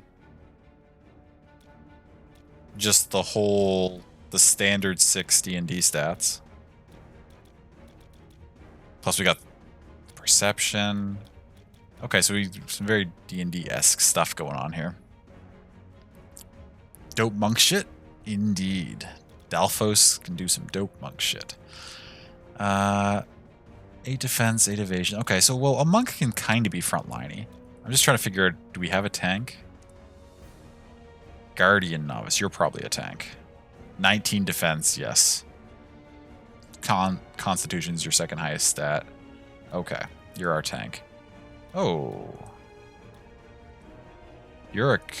Oh, because they're all level 1 except for Yurik. Okay, I was like, why is Yurik's stats so high? Dope high charisma. Okay, so you're the... Yeah, well, that makes sense. You're the face of the party. You're the talker. You're the leader. Okay. Yeah, so you're technically our tank, except he's higher level, so that's fine. And then we've got... Okay, cool. Move them into cover is what it told me to do. Alright, because this is a tutorial mission. Delaying or ending your turn. If you don't have a desirable move or action to perform, you can delay a character's turn until the end of the round by hitting wait button on the hotbar. Alternatively, you can end your character's turn by using the guard action on the hotbar. Doing so will increase the defense and evasion. Next round, click wait button to delay the Stormcaller's turn. Perfect. So I can hold my action. Class abilities have a certain amount of charges available during the course of a mission, indicated by numbers on the blue numbers on the hotbar. More potent abilities have fewer uses remaining, so playing wisely. With the enemy advancing on us, we can set a trap by using the Pyrolancer's Return to Cinder ability on the indicated hex. Return to Cinder? Oh my god, are more of these going to be puns? Okay. Seems like just this one, but that's fine. So wait, what does this do? Marks a vacant cell with a fire trap. Targets who step in the trap will take damage and be pushed away, ending their turn. We're confident they're going to walk through here? I mean, I'll do it, but... Ow. Whoa, you hit for 60 damage? Okay. Ah, there we go. Success. Important to pay attention to any traps or terrain hazards when positioning your units.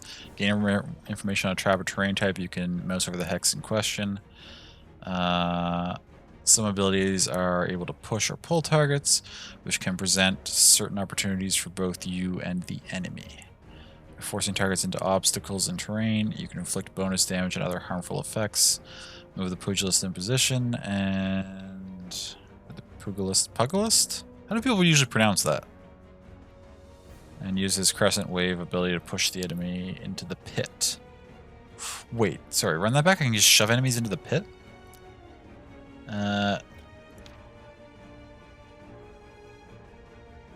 Where's there a pit? Oh, that's a pit behind this character. I thought they meant this side pit, and I was like, how am I supposed to find a walk on but can break if someone is knocked into them? I understand. So I can step over this, and then we can hit them with the crescent wave.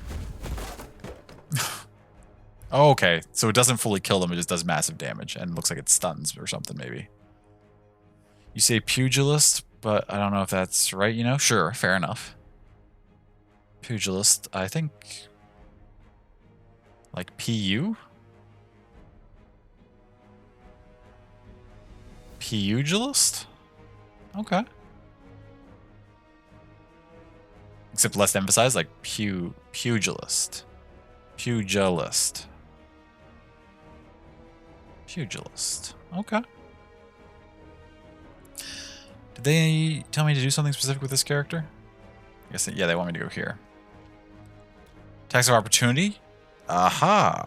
Every character in the battlefield exerts a zone of control on hexes adjacent to their position. Now that your guardians engage the enemy, they are no longer able to reach your Stormcaller without being subject to an attack of opportunity. This goes both ways, and the guardian cannot leave the enemy's zone without suffering the same.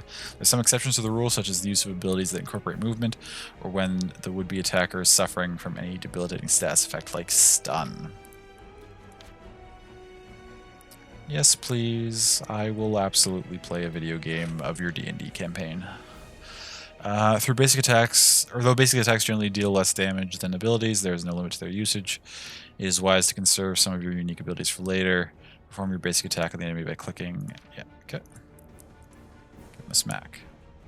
But I thought they said they wanted me to basic attack. Or is sort of like my basic attack? Oh yeah, because it doesn't have a number indicating uses, so it's something I can use every turn. Clear view of that archer, take him down. Line of sight. Most attacks and abilities are subject to a line of sight check. When character has no vision enemy, that's normal stuff. Okay. Some obstacles such as barrel, partially, yeah, so there's half cover.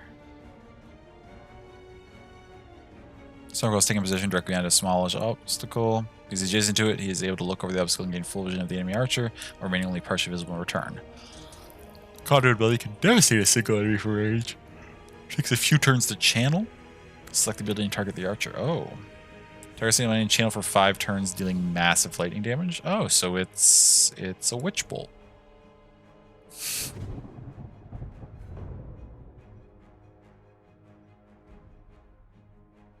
Oh, wait, no, it's not a witch bolt. It channels out for 5 turns, then it fires. I thought it meant it was going to be on it for like 5 turns. Starting to get really tired and feel exhausted. Take care, chat. Okay, love. Yeah, get some good rest. I love you so much. If the nearest enemy stunned, the Pyrolancer can safely move past their zone of control without incurring an attack of opportunity. Let's aid the Guardian and sprint to engage her target.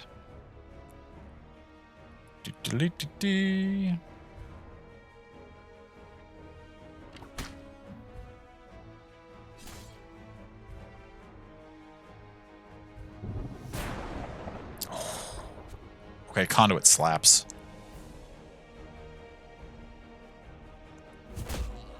Okay, we finished that one off. Spirit. Your pugilist has killed an enemy and gained Spirit. Spirit displayed underneath each character's portrait and represents their overall mood and attitude towards the current mission. It also plays a role in determining characters' post-mission fatigue. During combat, Spirit... Oh, are we going to get... I would be so excited if we get, like, other characters on, like, our roster and we choose who goes on the missions and stuff. During combat, Spirit is gained through feats such as killing an enemy or winning a fight. It can be lost through adverse triggers as well, such as when an enemy lands a critical strike, or in the extreme case of a party member dying. Targets are considered flanked when you occupy 2 opposing hexes are on their location. Doing so will increase the damage they take from all attacks. With the Pyrolancer already in position, we can move the Guardian to a flanking position and attack the enemy with extra damage. Bum, bum. Round 3. Do you want me to just regular attack? Boom! Killing blow. How do you want to do this? You took a lot of hits. You're the only one who took hits. Yeah, we'll take everything. Yorick sheaths his weapon, gazing around the room to make sure all are unharmed. Everyone alright then? Gisela looks down to assess their condition, somewhat surprised at their apparent luck. Not a scratch, it seems. Everyone gestures at some blood on Yorick's arm. Never mind us, you certainly looked better. He glances down at his injury and scoffs. What, this? He wipes the blood, making a smeary mouth. Nothing time won't heal, I'll be fine. 'Tis but a flesh wound. You turn as a familiar voice rings out distantly behind you, though the words are unclear. Is that you, Vaughn? Vaughn dashes into the room and stops, kneeling over to catch his breath. He looks up with a relieved smile. Glad to see you're all still with us. We heard the fighting, figured you could handle it, but I didn't want to take the chance. I'm... okay. It's scrolling without me, but I can stop it from scrolling. That's nice. Strolls up to one of the lifeless bodies and leans over for a closer look, eyes narrowing. Grave robbers, eh? Can't say I'm surprised. Folks are getting desperate with the scourge looming and all. Indeed. And the others? Vaughn points back in the direction he came from. Torn and the rest are still searching. Surely there are better places to stash black market goods, but I suppose these smugglers don't have much of a choice. Didn't have much of a choice. At least we're getting paid to retrieve them. We've been in worse situations. Aye, that we have, boss. Was just hoping my last job would be free of surprises. Last job? You're leaving the company? Yorick puts a hand on Vaughn's shoulder and gives him a few friendly slaps. He's reminding us for weeks now, haven't you heard? Vaughn smiles and wriggles free, brushing off Yorick's hand. Retirement would excite you. He's gonna die. Vaughn's gonna die. First mission in the game and someone's bringing up retirement? Unfortunate. Retirement would excite you too if you were my age. Not many of us make it this far. Okay, stop scrolling, game. I'm trying to read. His face goes dark for a brief moment, remembering... Remember the friends you've all lost? He shake... Okay, can you stop? Okay, thank you. Face goes dark for a brief moment, remembering the friends you've all lost. He shakes it off and points a thumb toward Mervyn and the other new recruits. So how'd they do, anyway? Yorick glances over them with the slightest hint of pride. They handled themselves well, all things considered. We'll make soldiers out of them yet. Your trusted advisor, Alaric, steps out from your side with hands raised, bringing a halt to the conversation. Alright, now, there's plenty of time for talk later. It's going to take a while to scour this place, even with the others' help. Right, I'd better get back to Torn and the rest before they find themselves lost. Watch your backs, there may be more of those thieves in here, or worse yet. Vaughn looks over his shoulder with a sly grin and winks. Believe me, I'm taking no chances. Oh, he's so dead. He's so dead. That's so unfortunate. Dungeon exploration and time. Most actions you take while exploring a dungeon will cost time. The passage of time can have various consequences and is represented by the time meter in the bottom right. We should begin exploring. Use left mouse button to move our party to an adjacent tile. So we didn't really regain any health for him. Do we have anyone who can heal? Does anyone have healing capabilities? Probably... You're the only one with magic, I think. And all of your magic involves...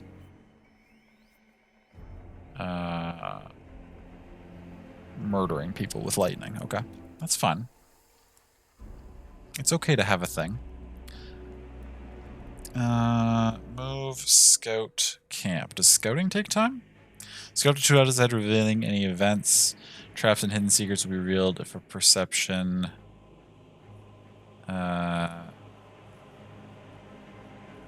costs 1 time per tile, max of 3. So it does cost time to scout. Camping. Make camp restore health and burn instances to receive various bonuses. Let's just step over here. Scouting can be useful in order to spot enemies, traps, and other surprises that may await you. It does cost extra time, however, so it should be used sparingly. Click right out over tile to scout in that direction. Okay, so you're making me scout once. That's fine.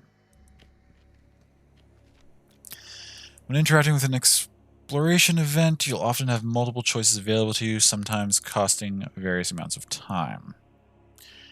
Your character will have their own opinion on the choices you make, which can affect their overall loyalty to the company. Your characters will. Some actions require a stat check, and the character with the highest relevant attribute will be chosen for the task. The character in question will give you feedback to help you gauge their chance of success. Excuse me. If you have any tools with you, they can be consumed to boost the chances of a successful action or to perform a unique action that otherwise wouldn't be available to you. Spell discarded, pack up ahead, likely drop in haste for the grave robbers when you alerted them. Don't expect to find much of value, but it's not like they'll be coming back to claim it. Everyone's feeling cautious. I don't remember your name, but you're feeling rash. No sense in leaving it for another to find. Take whatever looks useful. Might belong to someone else. We should leave it be. No, we're gonna loot. Splendid, and I can't agree to this. Okay. Gilsa's up 2, Mervin's down 2. Receive small health potion, bandage, tools. Okay. Using provisions during expedition. Provisions can be used both in and out of combat. While exploring, you can access provision inventory in the bottom left menu or by pressing I. Like other actions, provisions used during exploration have their own associated time cost. Our Pyrolancer, Yurik, is hurting a bit after the last encounter. We should use one of our potions to restore his health. Why didn't we do that immediately after the fight happened?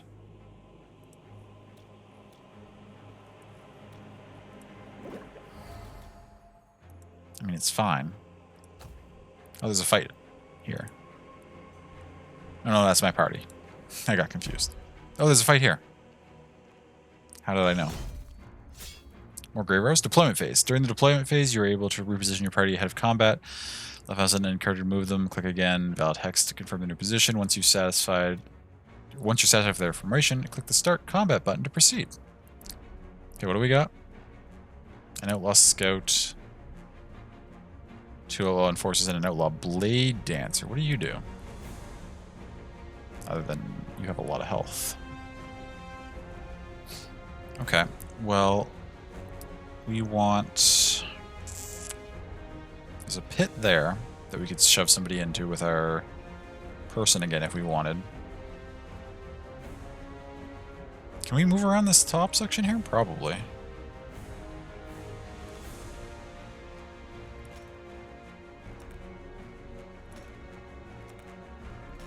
Pressing you up top to flank in. You'll be undercover here, so you just tuck behind these and can dish out some damage. Let's try this. Doesn't seem like there's a way to select enemies and see what their movement range is, which I guess makes sense that you wouldn't know what they're capable of. They're all about to go before you go. That's concerning. I'm just gonna guard. Hone. That's a damage buff, I think. Oh, you send out your bird to attack? That's cool. That's actually really cool.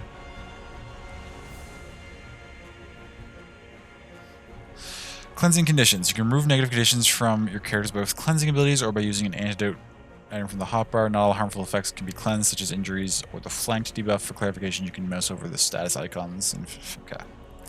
What did you pick up? Is it a bleed? Marked. Incoming attacks do extra damage. Okay. I probably can't clear a mark with an antidote. That wouldn't make much sense, I don't think. Damage and blinded adjacent enemy for 1 round. Cleansing light. Damage a single target, range of 2. Heal a single target, range of 2.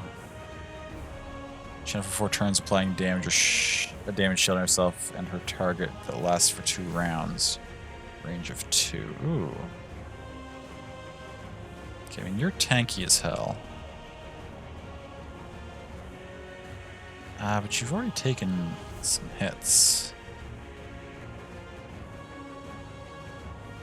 But if I'm moving there, we're going to put you into flanking. If we move here, you're going to move here. You're then going to... Oh, you have a heal. Dope.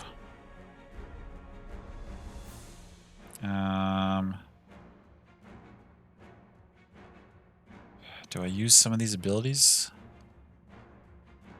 Yeah, let's Let's channel and apply. Oh, that only has a range of 2. Never mind. In that case, you're actually just going to wait.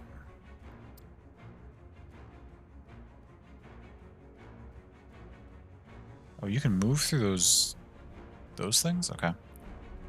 That's interesting.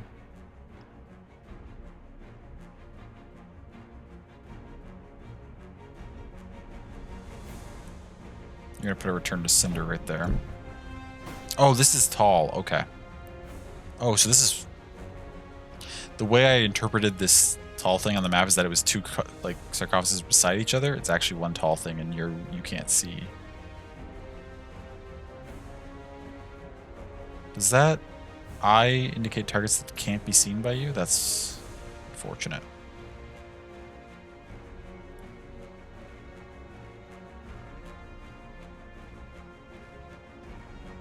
Single cell and restore wet terrain.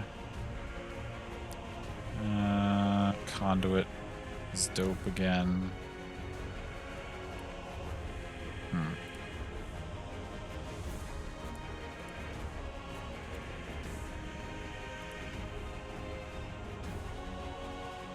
That's there, so they're gonna get hit by that. Okay, if you come down here, you're gonna be behind cover, or partial cover. You should be able to... We only have 1 conduit left, we should hold on to that.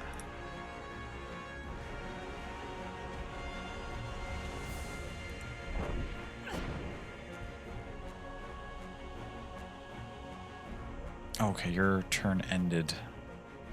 You're going again immediately. Let's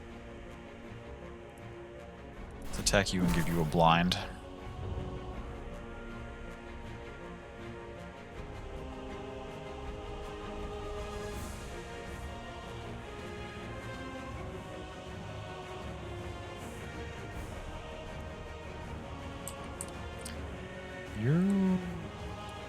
We don't know what you can do yet.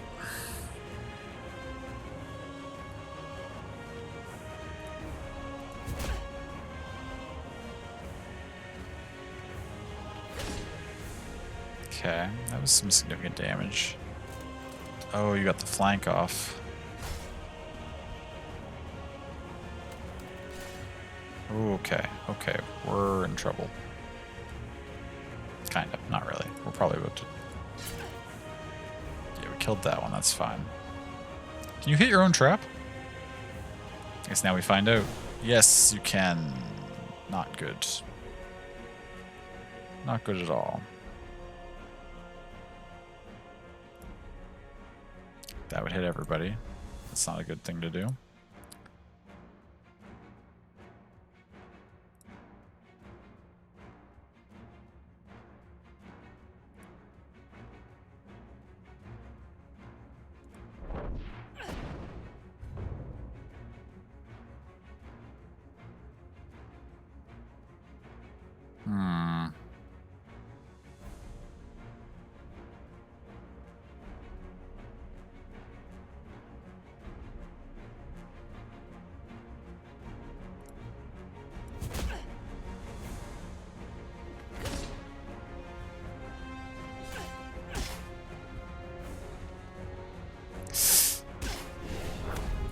Oh, what?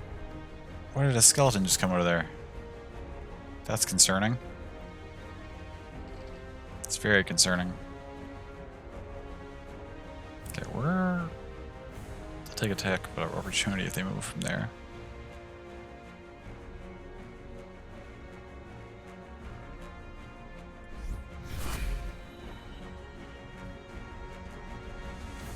Okay, we heal you. You get in here for flanking. Deal with the Blade Dancer.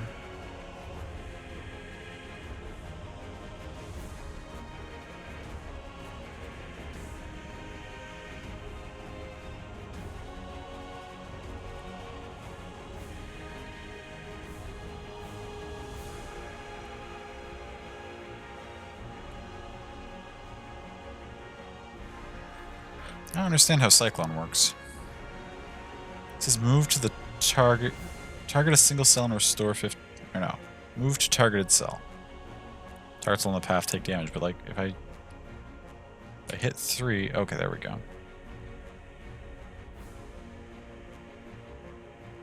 Targets on the path are pushed aside.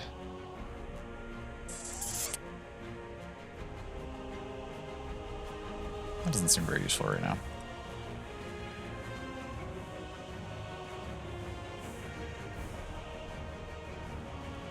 Where does the skeleton go? After their two things go.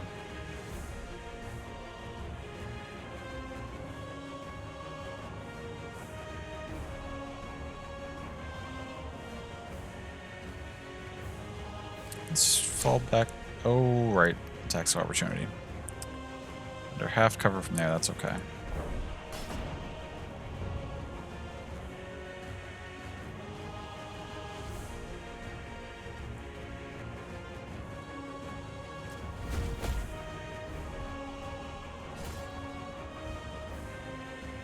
Is the skeleton just automatically on their side? I guess it is. I was hoping it might attack them too, but...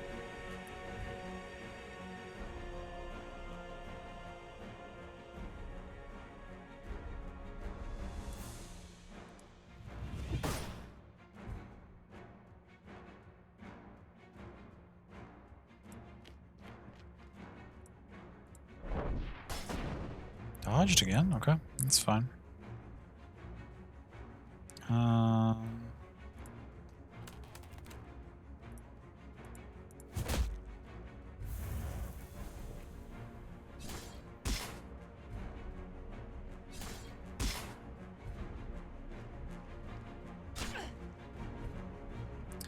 You're kind of in trouble. You could heal yourself.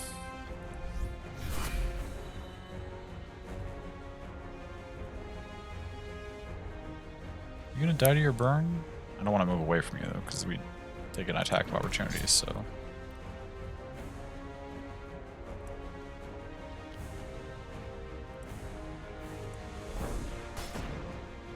Wow, everybody's dodging your attack. That's okay. Is what happened here? Falling rocks? Not a danger to any of us.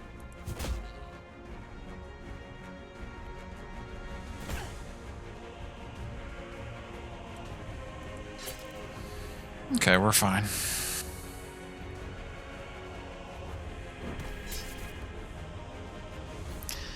Enemies that belong to the same grouping share a unique passive ability. The passive ability for these undead skeletons allows them to reanimate once defeated. To prevent them from reanimating, we'll need to target and destroy the pile of bones. Oh, okay.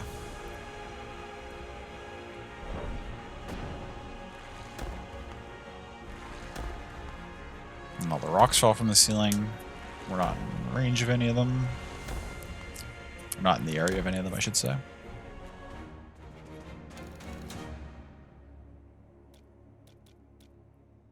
Cloth wraps. Fist weapon, probably good for what's his name. Misplaced provisions. You're not sure when or how it happened, but you seem to have misplaced a few items from your pack. Lost one small health potion. Unfortunate. Time modifiers. As you explore, the application of various time modifiers will prevent new challenges for you to come. With each time modifier applied, your party will slowly become unnerved and suffer a small loss of spirit. Due to these factors, it's important to be efficient and spend your time wisely. You can see which modifiers are currently active next to the time meter on the right. Lost one provision. Does camping take time?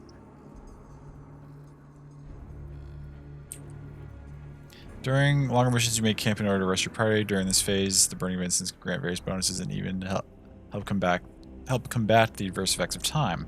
Additional provisions do not cost time when used while camping. Some locations are safer than others. We should pick a spot that has fewer points of entry to lessen the chance of being set upon by enemies. Camping allows you to restore health and burn incense. Are you sure you want to make camp? Running camps is 0. Okay, so we don't have any camping in this mission. Signal halt as a faint and distant rumbling becomes audible, steadily growing louder and closer with each passing moment. You look up, noticing cracks forming in the ceiling as small rocks break off and fall to the floor around you. Eric bumps against you and tugs at your arms, urging you to run. It's a cave-in. We need to move. Breaking into stride behind the rest of your party, you steal a glance back to see the corridor collapsing in a cascade of falling stones. You cross the threshold into another chamber, diving to the ground as the path quickly chases off the crumbling structure. Cloud of dirt and dust obscures your vision, but the rumbling and crashing comes to a halt as the last few pieces of debris can be heard tumbling into position. Everyone okay? You look around as the dust settles. Aside from a few coughing fits, everyone seems to be unscathed. What the hell was that? An earthquake? Might have been. Those grave robbers tried to force their way into someplace they shouldn't. Eric inspects the caved-in passage, lightly kicking at some rubble on the ground. Regardless, we'll have to find another way out. What are the others? Are the supplies we're supposed to locate? Eric places a reassuring hand on Dalphos' shoulder. Finding them, we're on the other side of the crypt. I suspect they're fine, or at least I hope. Our priority is to find them. Hopefully they've already retrieved the supplies. We could do with a little luck. So, okay.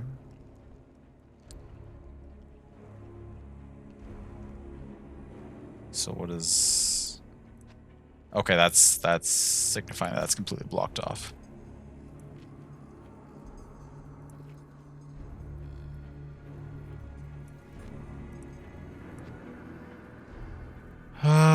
Your path is blocked by a pile of rubble from the recent cave-in. Yorick steps forward and climbs atop to gauge the severity of the blockage. That's not so bad. I can see a clear path ahead. Just need to move enough of this rubble so we can squeeze through.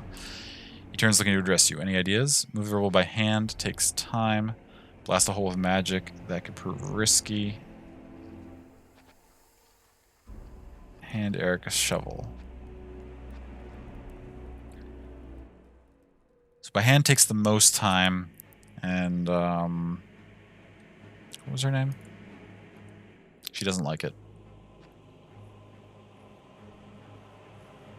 Blasting off magic is risky, and the person who's doing it doesn't want to.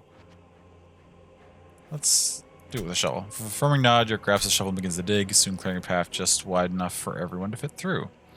Party crawls through the gap in the rubble and comes to the other side, sliding in the path, sliding in the pile and back into solid ground. You see the flickering lights of... I'm just going to go through the text so that it won't scroll. See the flickering light of a torch being cast into the room from a connecting hall, illuminating more of your surroundings as it nears. Your party forms up, preparing for combat as the flames bear rounds the corner.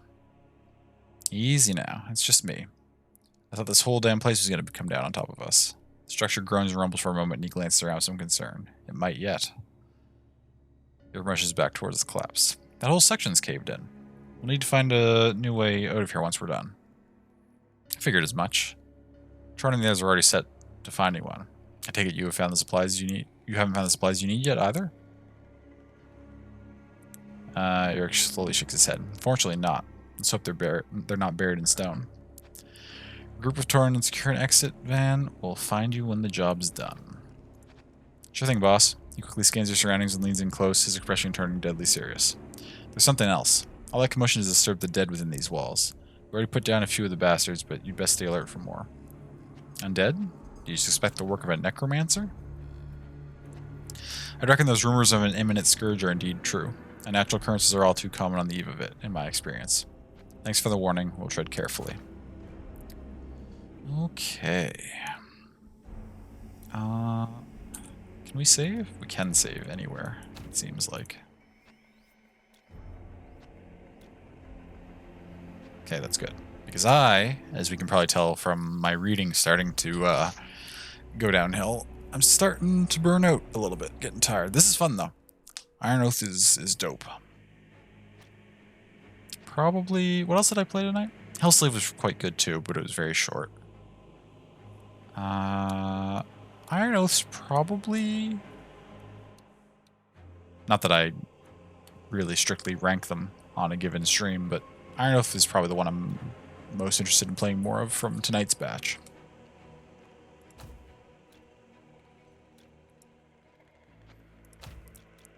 To main menu.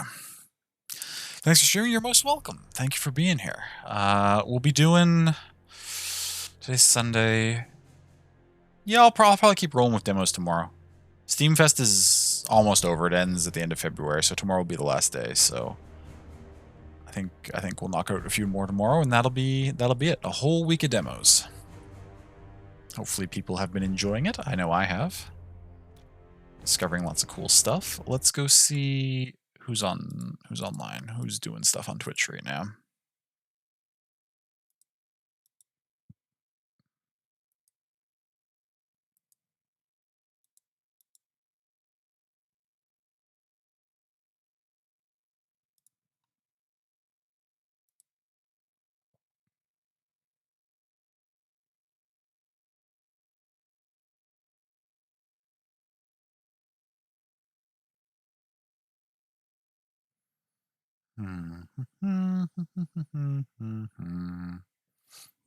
Dope. Ash is playing some Risk of Rain too.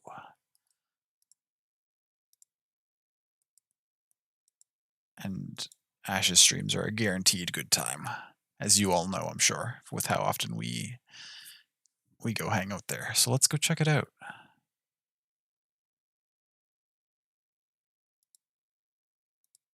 Time to stretch? Thank you, Stream Elements. I agree. Okay, so we got the raid call, as usual. I need to get back at some point to thinking up amusing ones. I used to try to do that every time, and then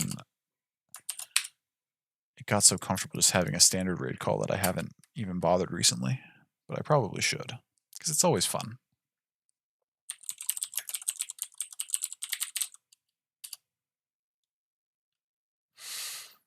Okay, the raid is going.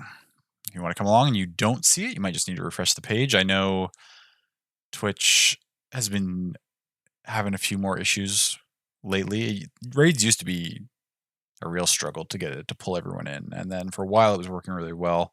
Seems like it's working well tonight, but I know that some people have been having some troubles lately. What else? I already said that we're doing this more demos tomorrow. I guess that's it. I love and appreciate you all. Please take care of yourselves, of course, as always. Stay hydrated, get good sleep. I know things have been pretty tough right now, just in general in the world. There's a lot going on. It can be pretty stressful. You're doing your best, and I believe in you. And thank you for hanging out with me this week. I've been missing a lot of streams recently, this past month especially. But this week I've hit most of them, and I've been having a really good time with these demos and hanging out with everybody. So thank you for spending some time with me. Okay, take care. Have a good night.